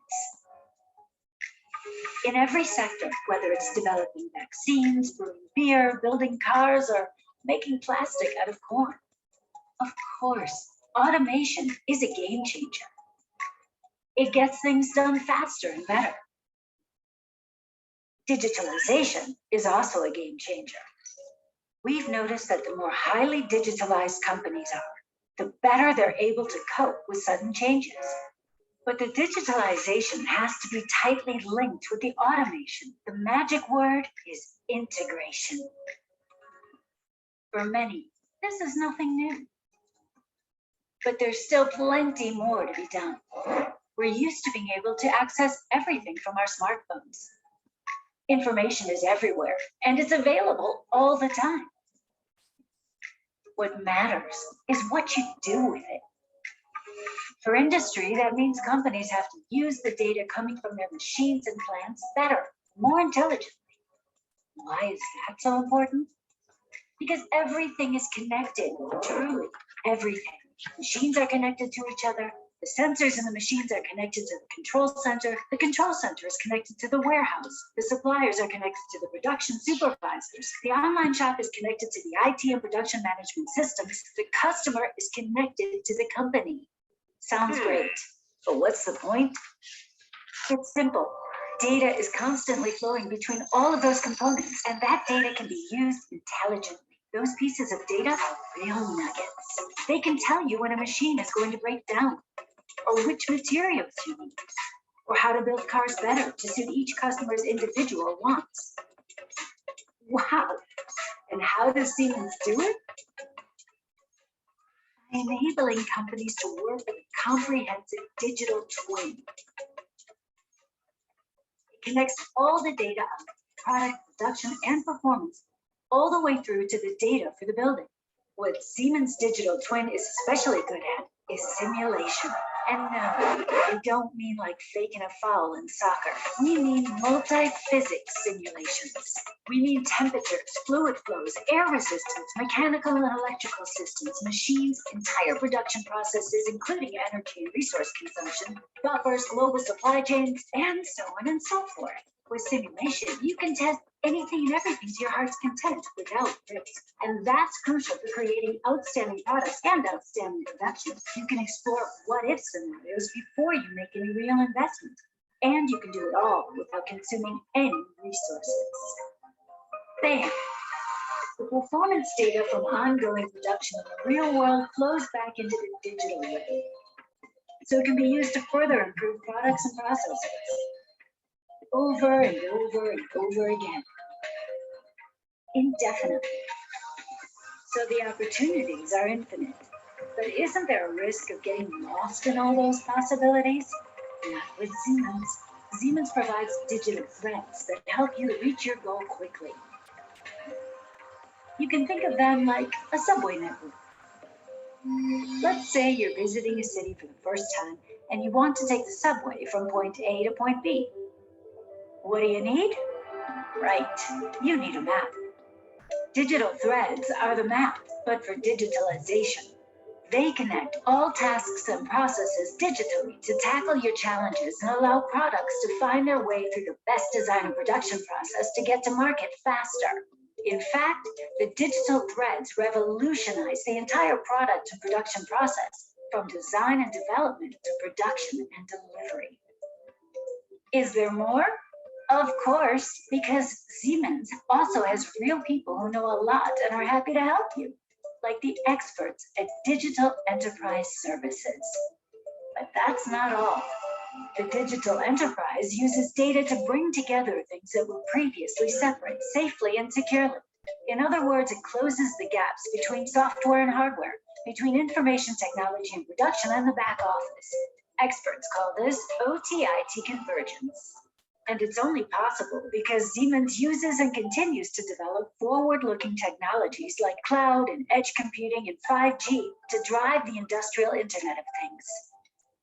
What does this all lead to? Well, for one, it makes it possible to use artificial intelligence to optimize maintenance work, improve quality, or bring products to market faster, and so much more. Because we have to do more with less, especially with fewer resources, so we can preserve a world worth living for generations to come. That's why Siemens Digital Enterprise offers companies infinite opportunities from an infinite supply of data to enable fast, confident decision-making for sustainable industry.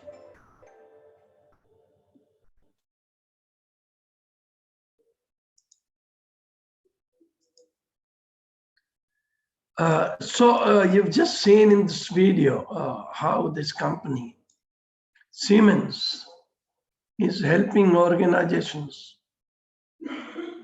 having digital transformation of their processes. And one of the important lines was to do more with less, meaning thereby, by utilizing lesser resources, we want to get more output. And to get this more output, digitalization or utilization of new technologies is very important. So what is enabling this wave of innovation in manufacturing? This development of novel digital technologies connected to the Internet of Things, along with advances in artificial intelligence, advances in automation. This is what is enabling this new wave of innovation in manufacturing, right? So the equipments, industrial equipments that are communicating with users, equipments that are communicating with other equipments, other machines, automated processes that require little or no human intervention. And even the mechanisms that facilitate real-time communication between the factory floor and the consumers, or maybe the market, they are generating dynamic process innovations, right? So let us move ahead. So let me introduce you to this, our topic. What is happening is this trends towards what? Increasingly digitally transformed operations environment. It is no more the operations environment of 80s and 70s or 60s, or rather not in 90s also. So as I've written, increasingly digitally transformed operations environment. It has become a emerging topic for all of us, for researchers, for practitioners of different fields.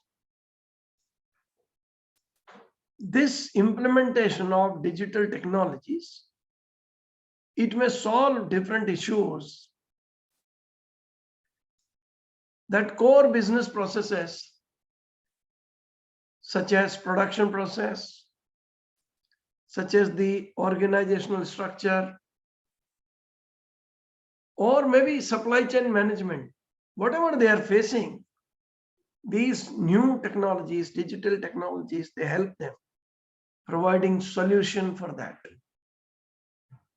And then what we have discussed, whatever we do, it should lead to sustainable development. So to reach sustainability, we need a balance of economic, environmental, and social performances. Or what we could say is interdependency between the three dimensions of triple bottom line. These are the core of sustainability. May I know from any one of you, what do you mean by triple bottom line?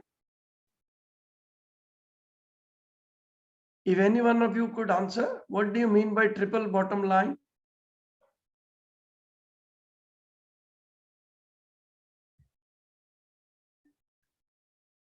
Please unmute and answer if any one of you know.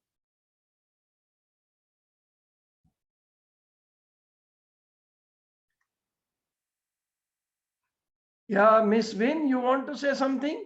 Or Mr. Pai Soitain? What do you mean by triple bottom Teacher, line? Yeah. teacher, I think economic, environmental, and social performance is No, triple these bottom are not line. triple bottom. What is bottom line of any business? What is bottom line? business. Why do we do Oh. business?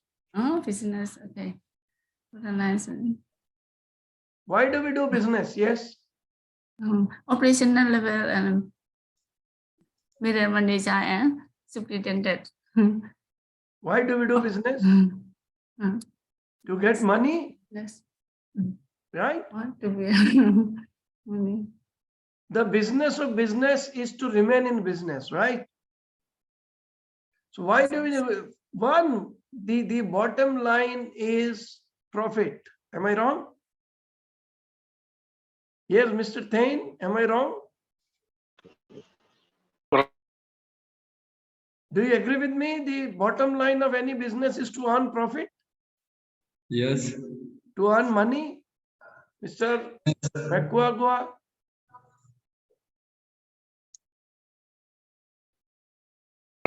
Yes. Great. But now the concept is triple bottom line, not only P, profit, it is triple bottom line, means 3 P's: profit, people, and planet. Meaning thereby we have to earn profit, but keeping the people in mind. People who are working for us, not only them, but the general population across the world, we are answerable to them. Second bottom line is people, and third bottom line is planet. Planet, yes. We are getting the resources from planet,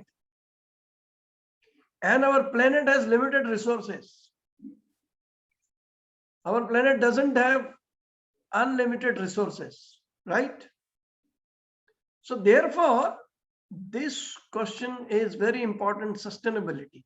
So our digital disruptive technologies, new technologies, whatever we are utilizing, we have to keep in mind sustainability. We have to keep in mind the balancing of economic, environment, and social performance. And at the end, it should benefit the triple bottom line. And what is triple bottom line? Now you will remember, I hope. Yes. Profit, people, planet. and planet, right? Right. Okay. So, we are into fourth industrial revolution. People call it Industry 4.0. Rather, many of us, we call that Industry 5.0 is already there. Few of us, they say, no, Industry 4.0 is there and we are in transition phase and we are moving towards Industry 5.0. So Industry 4.0 is what we call it fourth industrial revolution. What it does, where we are transforming the manufacturing industry based on integrating, what we are integrating? Information and communication technology and intelligent, data-driven and automated decision making. You see, decision making could be of two types: based on our gut feeling and based on empirical data, information, right? Now, if any decision is based on gut feeling, Will that decision be always wrong? No. If a decision is based upon intelligent, data-driven automation, will that decision be always right? No. But then why we are interested into this data-driven decision making? The point is, when our decision is based on just our gut feeling, just our senses, the probability of that decision going wrong is higher than the probability of decision which is based on data-driven empirical thinking, right? The chances that such decisions will go wrong are lesser. So in general, we could talk this industry 4.0 or this era of new technologies, disruptive technologies. It serves as a concept regarding how future customers would demand, regarding how we are going to share resources and data, how we are going to use them, organize them, and recycle to make a product, or maybe to deliver a service faster, cheaper, more efficiently, and most important, more sustainably, right? So sustainability is one of the most important point, right? Where we have to think about triple bottom line: profit, planet, and people. So what has happened is this integration of Industry 4.0 based information and communication technology, ICT we call it, within organizations. It has enabled autonomous and dynamic manufacturing. Shall we move ahead?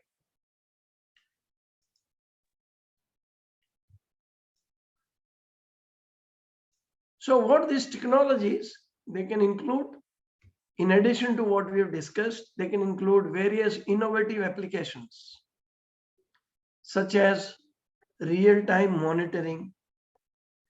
So you may be sitting in any part of the planet and your factory could be in other part of the planet, but you could monitor your factory, right? Sitting across continents. Improved control systems, advanced process digitization. You can have novel methods for tracking and monitoring activities along the supply chain. So now what is happening is you order something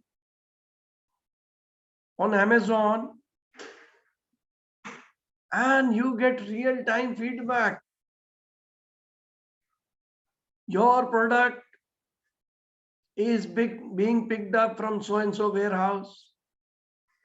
Now it has arrived to your city. Now your product is out for the delivery and you will get delivery today. What is this? Real-time tracking and monitoring across the supply chain, right? So these innovations, new technological innovations, what they have done is they have enabled efficient use of resources, right? Not just use of resources, but efficient use of resources. And making sustainable performance a key feature of intelligent factories. We will see one of the intelligent factories, a small video of Tesla factory in Germany, right? They call it Gigafactory. How they are efficiently using and how they have made sustainability a focus. What is happening with these new technologies also is the business processes, they are becoming more transparent. They are becoming more efficient, more sustainable through this integration. Integration of what? man and machine along the entire value chain, right? Which we call it HMI, human machine interface.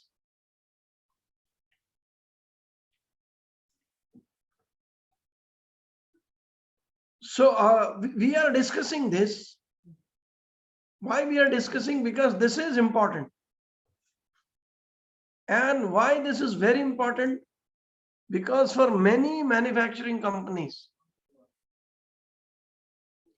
the efficient handling of unpredictable factors which are influencing business performance, rather sustainable business performance,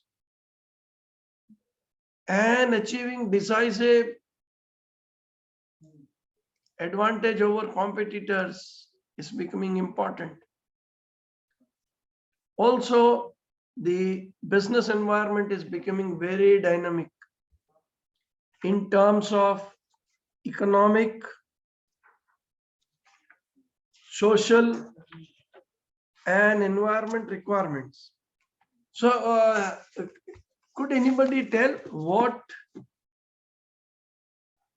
constitute this economic, social, and environment requirements? What could be economical requirements?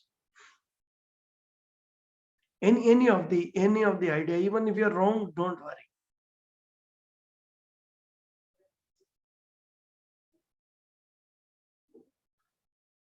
I could see a name here, Teresina Mate. Could you please switch on your camera and could you please tell what all economical, social, and environmental things, issues are here?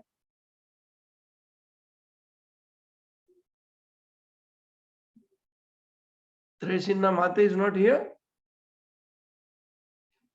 Yes, ask you I'm here, Yeah, please. but I didn't get you well, please. Okay.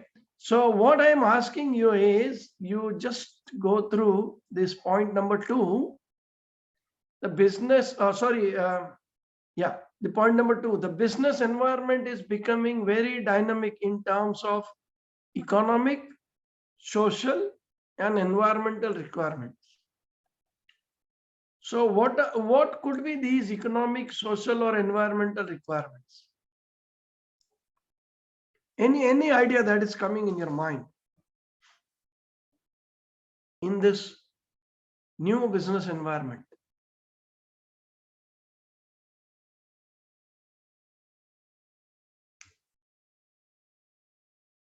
Are you getting my point? So please tell me, I think an economic requirement is ICT infrastructure and technology use. Ecosystem is very important. Our ICT infrastructure and digital accessory is very important in digital era. Very good. So Dr. Shika, you must give an award to Miss Win for being one of the most participative participants. Dr. Shika.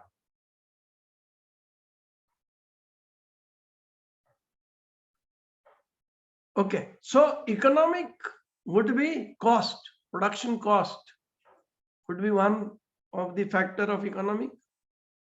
Resources, what all resources we have. Productivity, product complexity, and 5 M's we could think of economic factors. Man, machine, materials, methods, and mother nature, that is environment, we are going to discuss. Now, what are new social requirements? Demanding customers could be one. Changing markets could be another.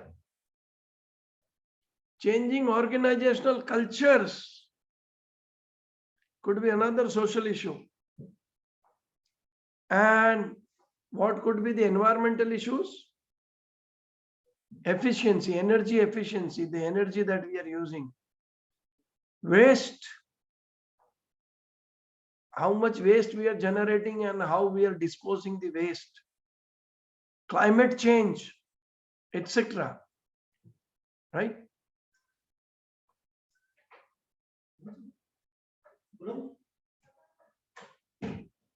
So the digital transformation is changing the manufacturing landscape.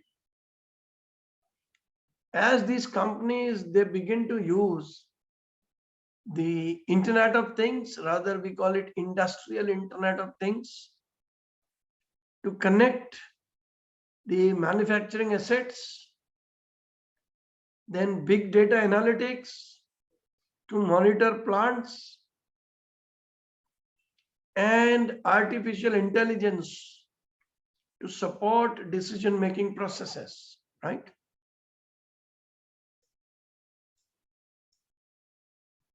So what is happening as a result? This progressive incorporation of information and communication technologies, which we call as ICT, and their combination with production process technologies, that has made manufacturing operations more intelligent and more sustainable, right? So now two questions they emerge. First, what is the current state of regarding the impact of digital innovations on sustainable operations management? Second is, what is the impact of digital innovations on the economic, environmental, and social dimension of sustainability, right? So let us move ahead. So we could think of three different technology categories, which we call as smart factory technologies, data-driven technologies, shop floor equipment technologies. So we will focus more on smart factory technologies, but let me tell you a little bit about data-driven technologies also. What this includes is big data applications, data analytics methods, business intelligence systems, blockchain. You would have heard all these terminologies. So what is happening is this massive increase in the availability of data. It helps us, it allows us to optimize the models, to enhance the error analysis and prediction of some of the specific situations, so that we can set up early counteractive measures, or in other words, we can preempt, we can predict what could happen, and we could be prepared for that. That is data-driven technologies. So what is this? This is all about collecting data from various sources and then doing analysis, and by help of machine learning or artificial intelligence, we streamline the production process, right? So this application of data processing within operations environment, within manufacturing environment, within supply chain,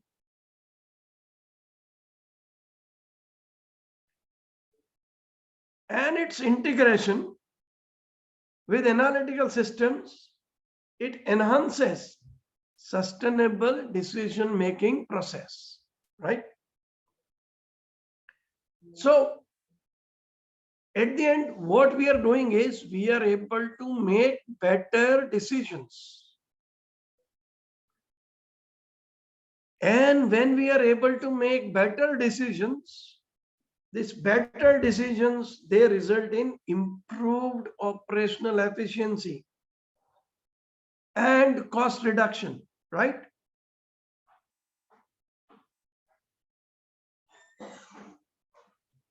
And therefore, improved efficiency, 1, 2, cost reduction, we are able to produce better quality products in lesser cost and having lesser impact on planet or sustainability. So therefore, what we are establishing by talking about this is that data are a crucial factor in production and supply chain operations. Further,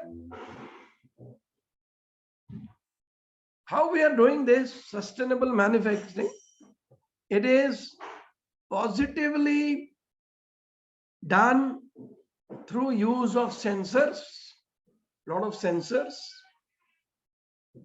intelligent programming or algorithms to permit data collection in the manufacturing environment, and we call it real-time data collection. One of such enablers is like blockchain technology. So this information network of blockchain, what it does is it allows in-depth management of materials and products along supply chain. We could save the historic product characteristics also in the blockchain,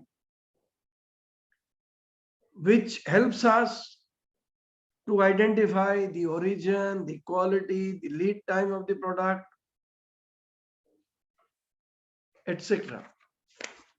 Now let us talk about shop floor equipment technologies, and then we will move to number 1, smart factory technologies. The shop floor equipment technologies, they have received a lot of interest in recent years. What our shop floor people, they want more flexibility, they want more agility within the factory system, within the operation system, so that they are able to create customized products. Not only tailor-made products, but customized products.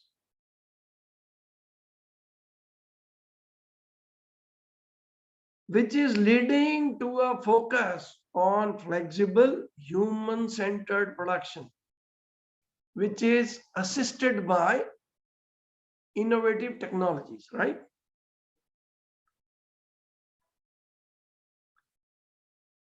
So in order to set up such environment, what we require interconnected shop floor system. How we are achieving that? We are achieving that by using technologies such as robotics, such as virtualization, such as visualization of machines, such as virtual reality. So therefore, what we are doing is these new innovative solutions and old proven systems, we are trying to make them work in coexistence with each other, right?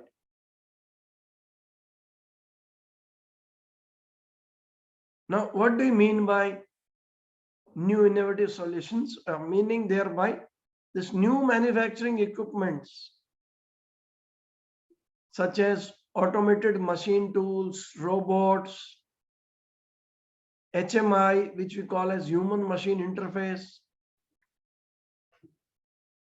We try to make them work in collaborative environment.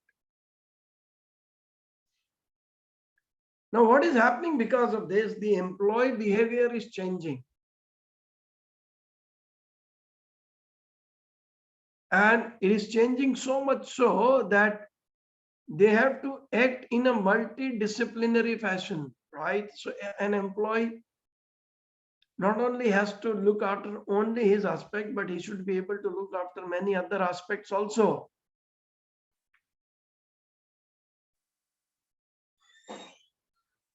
Another thing is, if we are deploying different technologies, they require informal expertise and knowledge that goes beyond previous historical knowledge, right? Goes beyond previous activities that we were doing manually. So therefore, what is needed is a combination of technology and combination of expertise of our employees that will unleash full potential of interactive and collaborative capabilities of these systems.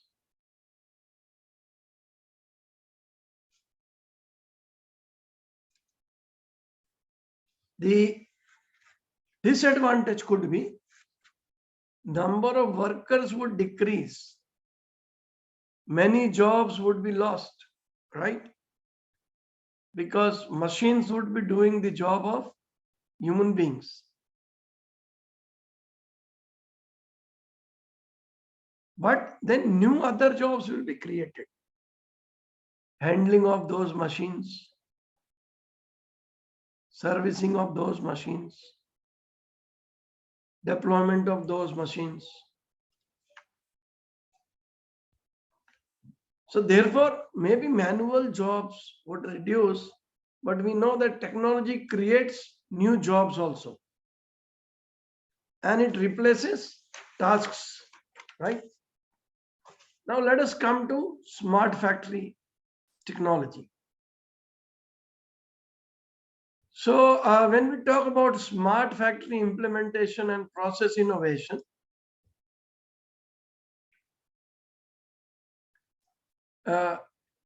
can somebody just explain when we call smart factory, what do you mean by smart factory? Any one of you?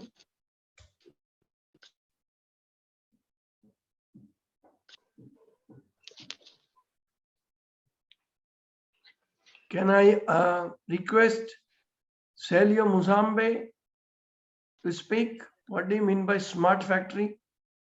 Morning. Smart factory is so factor that they are using the technology, Very using good. the IE. Very good. So in productivity, in this kind of factor, no human is necessary. Everything is intelligent. Is a connection. Different processes are connecting automatically. Absolutely. You've given very good answer. Mr. Musambe, can I see your face so that I congratulate you for giving good answer? Very nice. You've given a good answer. So earlier we used to say smart person, smart human being. Now even factories are becoming smart. You see, this is 21st century, right? So let us talk about smart factories. So as just now, Mr. Musambe has explained. So what do we mean by smart factory? It is a connected, a flexible manufacturing system which is using a continuous stream of data from connected operations and production system to learn and to adapt to new demands. To stay competitive, what manufacturers have to do, they have to adopt and they have to adapt to these new technologies. There is no other way. You have to adopt, you have to bring these new technologies in your factory. You have to make smart factory to stay competitive. So now what is happening? Leading manufacturers across the world, they are heeding this call and they have already begun the journey towards implementing the smart factory concept. A very good example is the automotive manufacturer Tesla. So what they have done is they have made smart factories, which a network of devices, sensors, and robots, they work together within an integrated system to produce cars and batteries more efficiently. Let us see this video, how Tesla artificial intelligence manufacturing revolution is changing the face of manufacturing. And you would be surprised to know that now Tesla is having a smart factory, big gigafactory in China, a big gigafactory in Germany.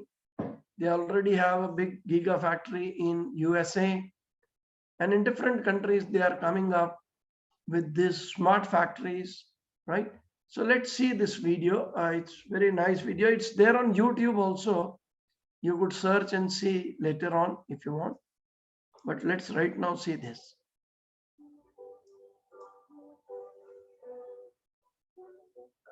With the results of Tesla's Q3 earnings recently coming out, investors were able to see the long-term direction that Tesla is heading towards. Most important, they improved automotive gross margin despite lower regulatory credits, showing that Tesla is becoming more efficient at manufacturing.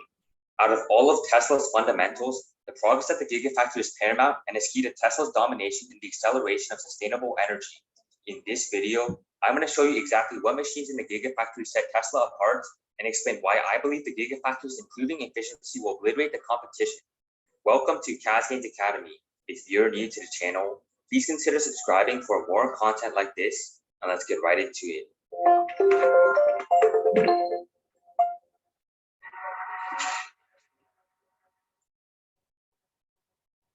As Elon likes to say, the Gigafactory is the machine that builds machines. When Giga Nevada first went into construction in 2014, it was merely a project. Now, as it's coming to fruition, Giga Nevada is the main driver to Tesla's current and future success.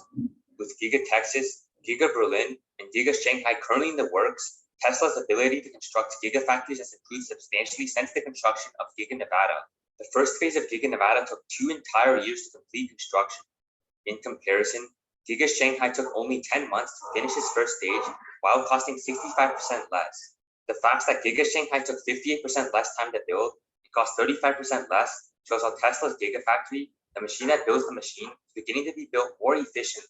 Using precast concrete elements, the entire Giga Berlin is estimated to be built in less than 11 months. Giga Texas is also estimated to have its first phase built by May of 2021, which is around 10 months from the start of construction. This all sounds great, but it gets even better. In addition to the construction times accelerating downwards, Tesla's Gigafactory outputs are increased by a substantial amount through the vertical integration of battery manufacturing. With Panasonic, a Gigafactory would have an estimated output of 150 gigawatt hours. With Tesla's vertical integration into batteries, a Gigafactory would have an output of 1,000 gigawatt hours, also known as 1 terawatt hour. What this means is that Tesla's production numbers are about to accelerate not linearly, but exponentially. Elon has set a goal of achieving 20 million deliveries per year by the year 2030. And it might seem crazy at first, but if you factor in the constantly increasing efficiencies of the Gigafactory, this starts to seem a lot more realistic. Wall Street does not understand this, and they're about to be left in the dust once this plays out over the next 5 years. Now that we know that Tesla's production is on the brink of hitting exponential growth, let me take you on a tour of Tesla's recent improvements of its Gigafactory machines and explain what's actually driving this growth.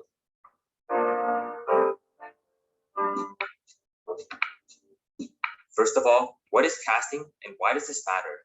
Take a look at how this normal casting machine works. The machine will take a single sheet of steel and mold that sheet of steel in order to fit the shape needed. In a matter of seconds, an entire body part of a car is completed. The larger this body part is, the faster production can be. Simplifying this process will be extremely important for maximizing output. This clip was from Audi's factory. Now compare it to Tesla. This machine is Tesla's Model Y Giga Casting machine, which is the largest casting machine ever made. By eliminating 79 parts of the car, this saves 40% of the cost of the rear underbody compared to the previous Model 3. At Giga Berlin, the Model Y's underbody will be made of just one sheet of steel. Keep in mind that the Model 3's underbody was made with 70 pieces of metal, and now the European Model Y's underbody will be made with one piece of metal. This is the revolution of AI and machines that we've been looking for. With the addition of Tesla's Roadrunner cells at Berlin, the Model Y will have 370 fewer parts and a 10% mass reduction, purely off of the Gigafactory's innovations. Yet none of these innovations come close to what's about to happen at Giga Texas with the Cybertruck. With the Cybertruck, the entire exoskeleton would be made out of one large sheet of steel. Just imagine that for a second. Legacy automakers have to use thousands of parts just to create one vehicle, whereas the Cybertruck will need one gigantic casting machine to make the entire vehicle's exoskeleton. Why is this so important? It's because not only will Tesla's margins increase by substantial amounts, but also the Gigafactory's output. This is why Giga Texas will have a far larger output than any other Gigafactory ever made before. GM recently announced their new vehicle, the Hummer EV, which does look awesome, but has a massive price tag that isn't even comparable to the Cybertruck. When comparing the 250-mile range models together, the Hummer EV costs 2 times more, at a price of $80,000. Not only that, but just look at the delivery dates for this vehicle. The Hummer EV's base model will be available in spring 2024, whereas the Cybertruck's single motor will come in late 2022. First principles thinking and execution have propelled Tesla's Gigafactory to be far superior to others. Now, casting machines are revolutionary, but we haven't even started on additive manufacturing.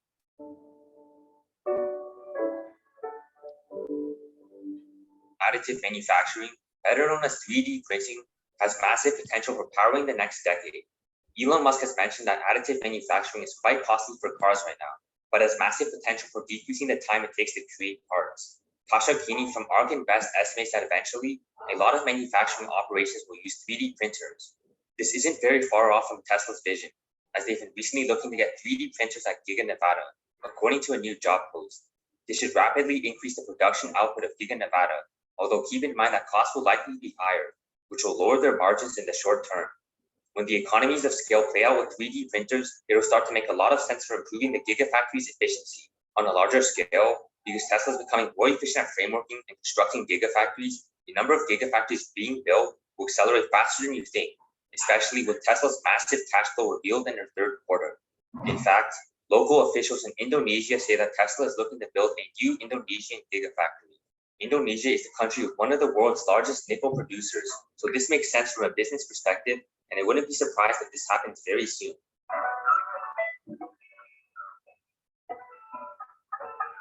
When Lucid Motors revealed their new electric SUV, the Lucid Air, many investors were shocked by how revolutionary its specs seemed to be.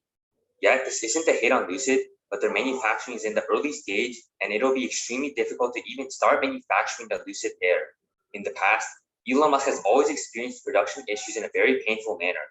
The Tesla Roadster failed miserably to scale up and missed deadlines by a significant amount of time. Their original goal was for 800 vehicles by the middle of 2007. That ended up being delayed into the end of 2007. By the end of 2008, Tesla only delivered 650 Roadsters, and the profit margins were a lot less than what they originally predicted. Not only that, but the Model 3 was a total nightmare when Tesla was ramping up its production. I'm sure many of you know that Elon literally had to sleep on a couch inside the factory. My point is, Tesla's rapidly improving Gigafactory was not all positive from the start, and it'll be a rough journey for other EV startups to ramp up production. And that's coming from someone who wants other EV startups to succeed. Because of Tesla's lead, it'll be difficult for other startups to compete on price, although they could possibly have other features that Tesla doesn't have, like the luxury interior that some top-end automakers have today. Overall, we're still in the early stages of Tesla's potential, in the mainstream media doesn't understand this. And that's completely fine, as long as us investors are wide awake while everyone else is still sleeping. Let me know what you think about Tesla's rapidly improving efficiency in the comment section below. Do you think other automakers will be able to catch up? If you enjoyed this video, please hit the like button and subscribe. And I'll see you in the next one. So you just saw example of smart factory by Tesla, right? Many companies, right, they are going towards this smart factory concept, right? And when we do this,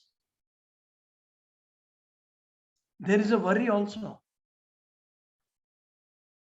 which we call as weaponized operational technology. What is the worry? The worry is of cyber attacks, right? When we were doing things manually, this worry was not there. If people would attack on our factory, they have to come physically. But now what is happening is, because of this digital technologies, new technologies, our factory, our organization could be in different continent, and we may be attacked by people sitting in different country, different continent. So the research from Gartner, what they have predicted is by 2025, these cyber attackers, they will have weaponized operational technology environment to successfully harm or kill humans. How? By capturing our system sitting remotely. I have pulled out 3 news for you just to see how, if we don't handle these new technologies in a better way, they could hit us. One example is a hacker, he tried to poison water system, water supply of Florida City. Just see this news item. Hacker tries to poison water supply of Florida City. And what he did? This computer hacker, he gained access to water system in Florida City, and he tried to pump in a dangerous amount of chemical. What was this chemical? Sodium hydroxide. So in water supply system, they put sodium hydroxide in a limited manner, small amount, to control acidity. But if this amount becomes large, this could have caused problem in the water. So what this hacker did, he hacked the computer system, and remotely through the computer, he increased the amount of sodium hydroxide.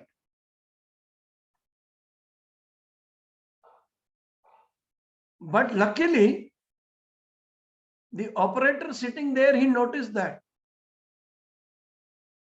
and he was able to reset that amount, right? But imagine, had that operator was not there, and had he was not being able to notice that, he just saw that the hacker, what he did, he increased the sodium hydroxide content from 100 parts per million to 11,100 parts per million. But the actual operator, he immediately saw this and he reduced level to the normal. But you just imagine, if you are working on a system and you suddenly see your mouse moving without you actually moving the mouse, somebody sitting at some other place has taken control of your system and moving your system and then releasing the toxin in the water supply of whole city.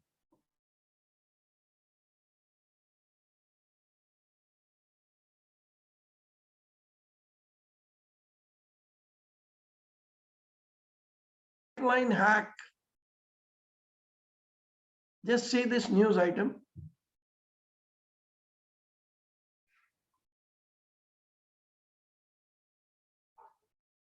So this was a gas pipeline and the hacker, they have hacked it and they have made it unoperational, right? In May 21. The Colonial Pipeline was victim of a ransomware attack in May 2021. It infected some of the pipeline's digital systems, shutting it down for several days. So what happened? The shutdown affected consumers and airlines along the East Coast of USA. This hack was deemed a national security threat because this pipeline moves oil from refineries to industry markets. And what happened? This caused President of USA, Joe Biden, to declare a state of emergency. This is one of the largest and most vital oil pipeline. So another example. Third example I could give from one of the biggest hospital in India, AIIMS, All India Institute of Medical Sciences.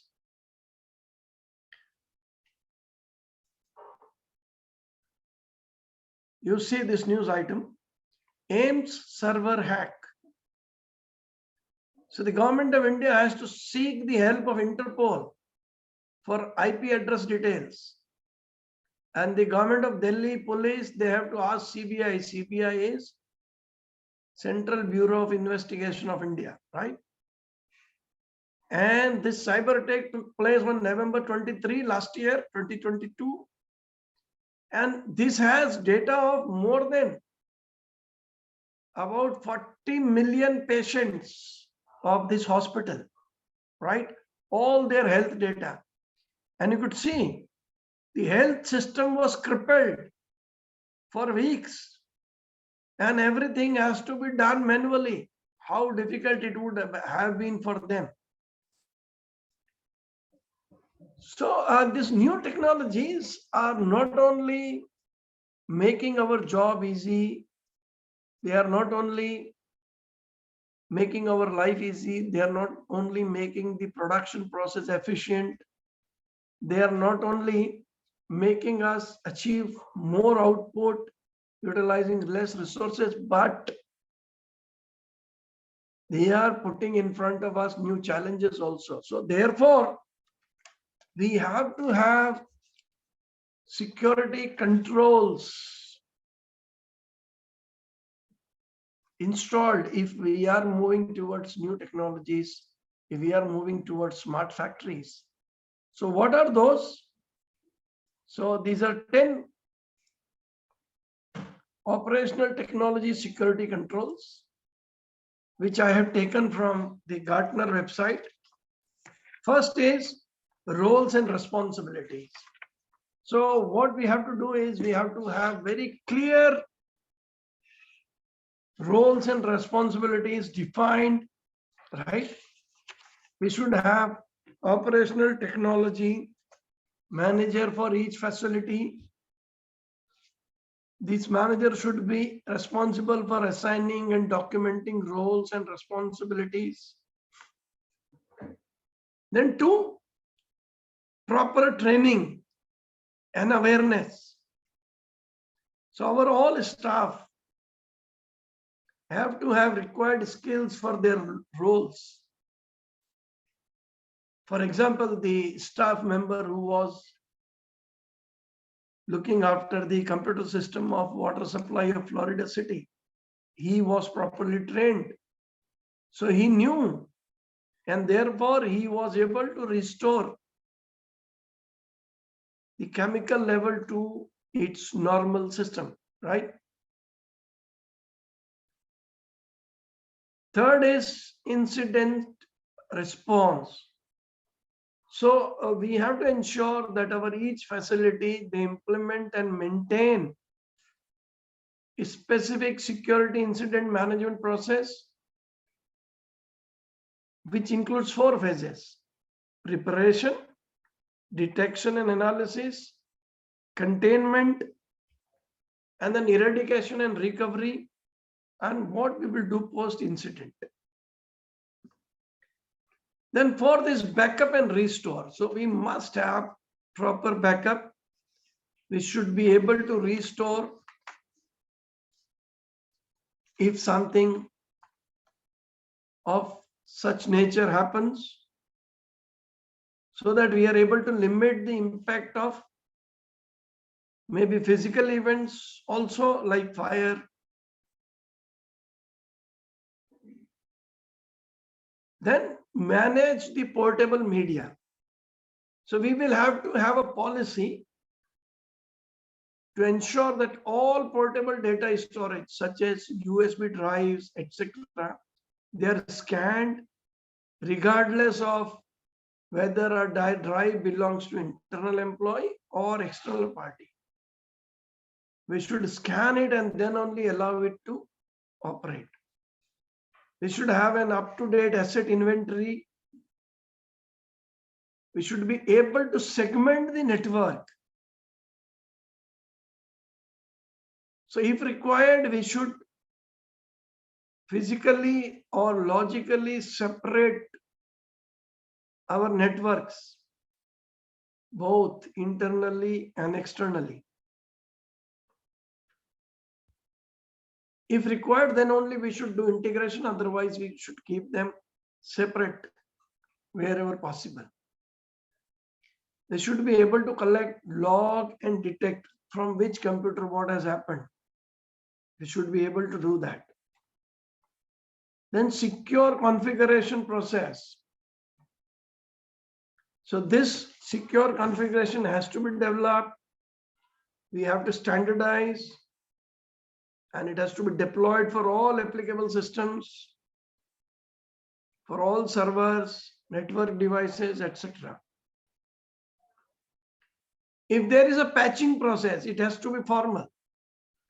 If we are putting up some patches on any equipment, we should speak to the service provider, equipment manufacturer, that we are putting up this patch. Is it allowed? How we should do that? So these are 10 steps which we should look into. Now a small video, and you would see how a digital warehouse in India, and it is in the city where I am sitting in Noida near New Delhi, how they have digitally transformed their system from manual to digital. Let's see this.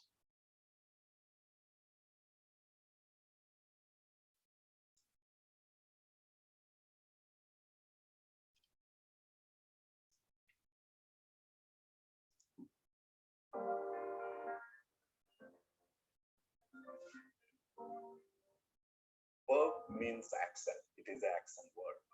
And add is adding intelligence to action. So any action which is there at a factory shop floor or warehouse, we wanted to add intelligence to this action, and that is how add works. We started our relationship with Adverb as a automation supplier. Within a very short time span, this relationship has been converted into a partnership, wherein expert from Siemens and expert from Adverb both together working on designing of various complicated solutions which are required in automatic warehouse. One major issue which Adverb was facing was the shorter time to the market for their new innovation. The second challenge was the optimization of cost. And the third challenge was loss of time because of the redesigning and rework issues. So we did a tie-up with the Adverb to overcome these challenges by making them completely digital enterprise. We offered our complete manufacturing value chain solution, which include NXMGD, a Technomatics Team Center, PLC SIM Advanced, CMate, project management, and all these software are supported by a common database Team Center.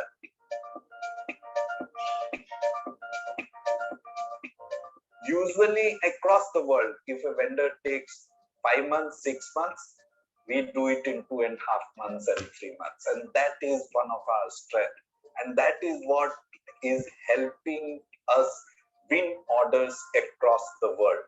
It is the time to deliver to our end customer. That is something which has crashed because of Siemens. Siemens has made our work easier because they have their own software named as TIA portal. Our hardware communicates with the software and simultaneously you can work with HMI through the PLCs.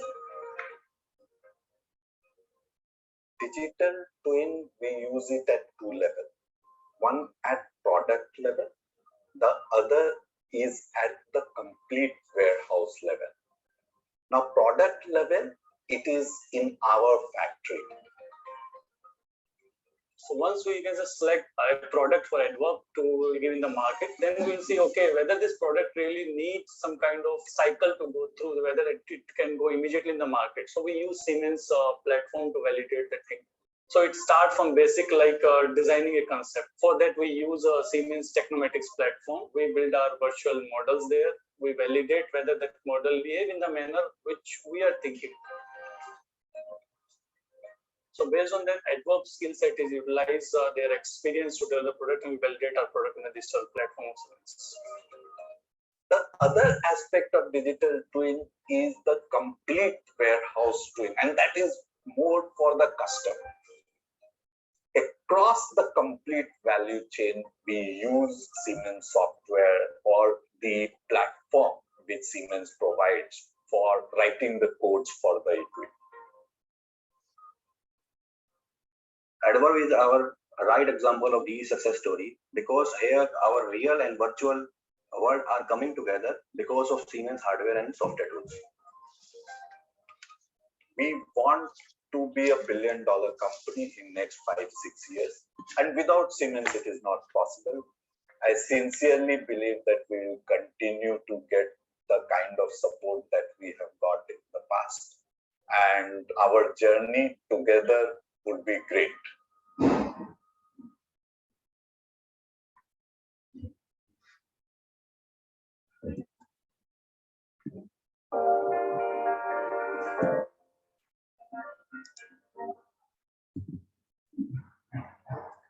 So thank you very much. I am open to questions for today's session. We have around 5 minutes more.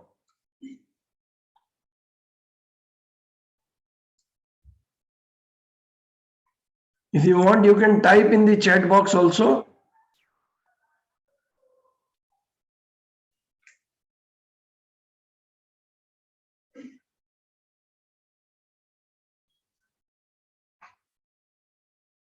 So there are two things when you don't have any question.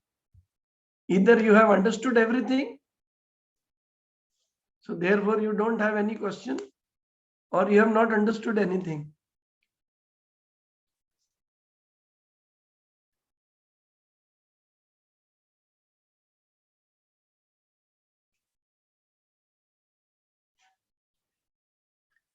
Yeah, Mr. Felis Breto.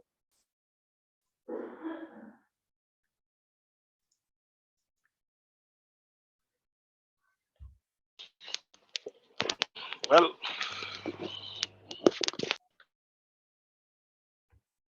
Yeah, you were saying something? yeah, but my computer is jammed.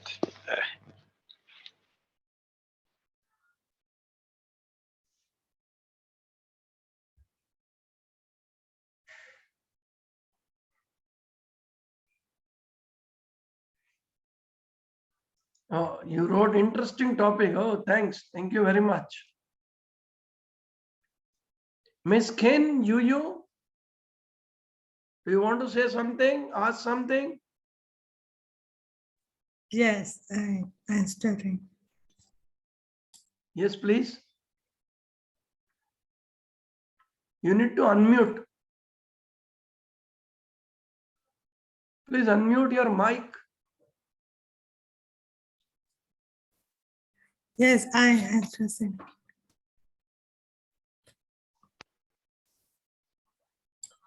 You're from which place, Miss Ken?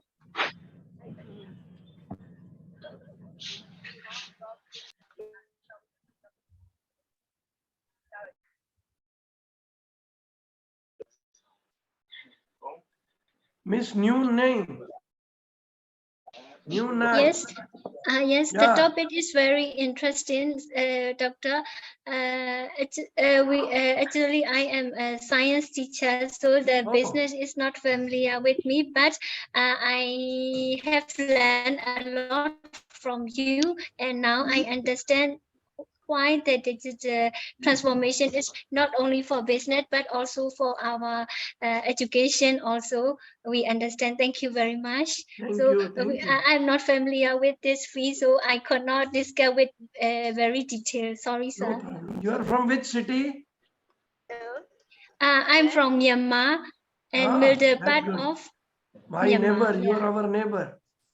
Yes, Myanmar. Yeah. Okay, so thank you very much, each one of you, Thank you very much, teacher. for being patiently here. I'm so sorry. Our connection is a lack of this. Your question is not clear. This is a very interesting. Your program and knowledge sharing program is very useful for us. Thank you. Thank Your you. Thank program you, is Miss Wing. Thank you very much. interesting, and knowledge sharing program is very important role in our country. I am in Norway and Ministry of Education Myanmar. Therefore, teacher, I said that I am very thank you to our knowledge sharing program. Teacher. Thank you very much. Thank you. Thank you. So, Miss Geeta, Yeah. Thank you, Rai sir. can we Dr. say Shik. goodbye? Yes. Yes, sir, if you want. Thank you, Rai sir, for this wonderful and informative session. And I'm sure our participant must have got the information, the very insightful information from you. Yes, yes. Thank you. I Thank you, Rai sir. Thank you. AITD Amity Institute of Training and Development for giving me this opportunity to speak to our international participants.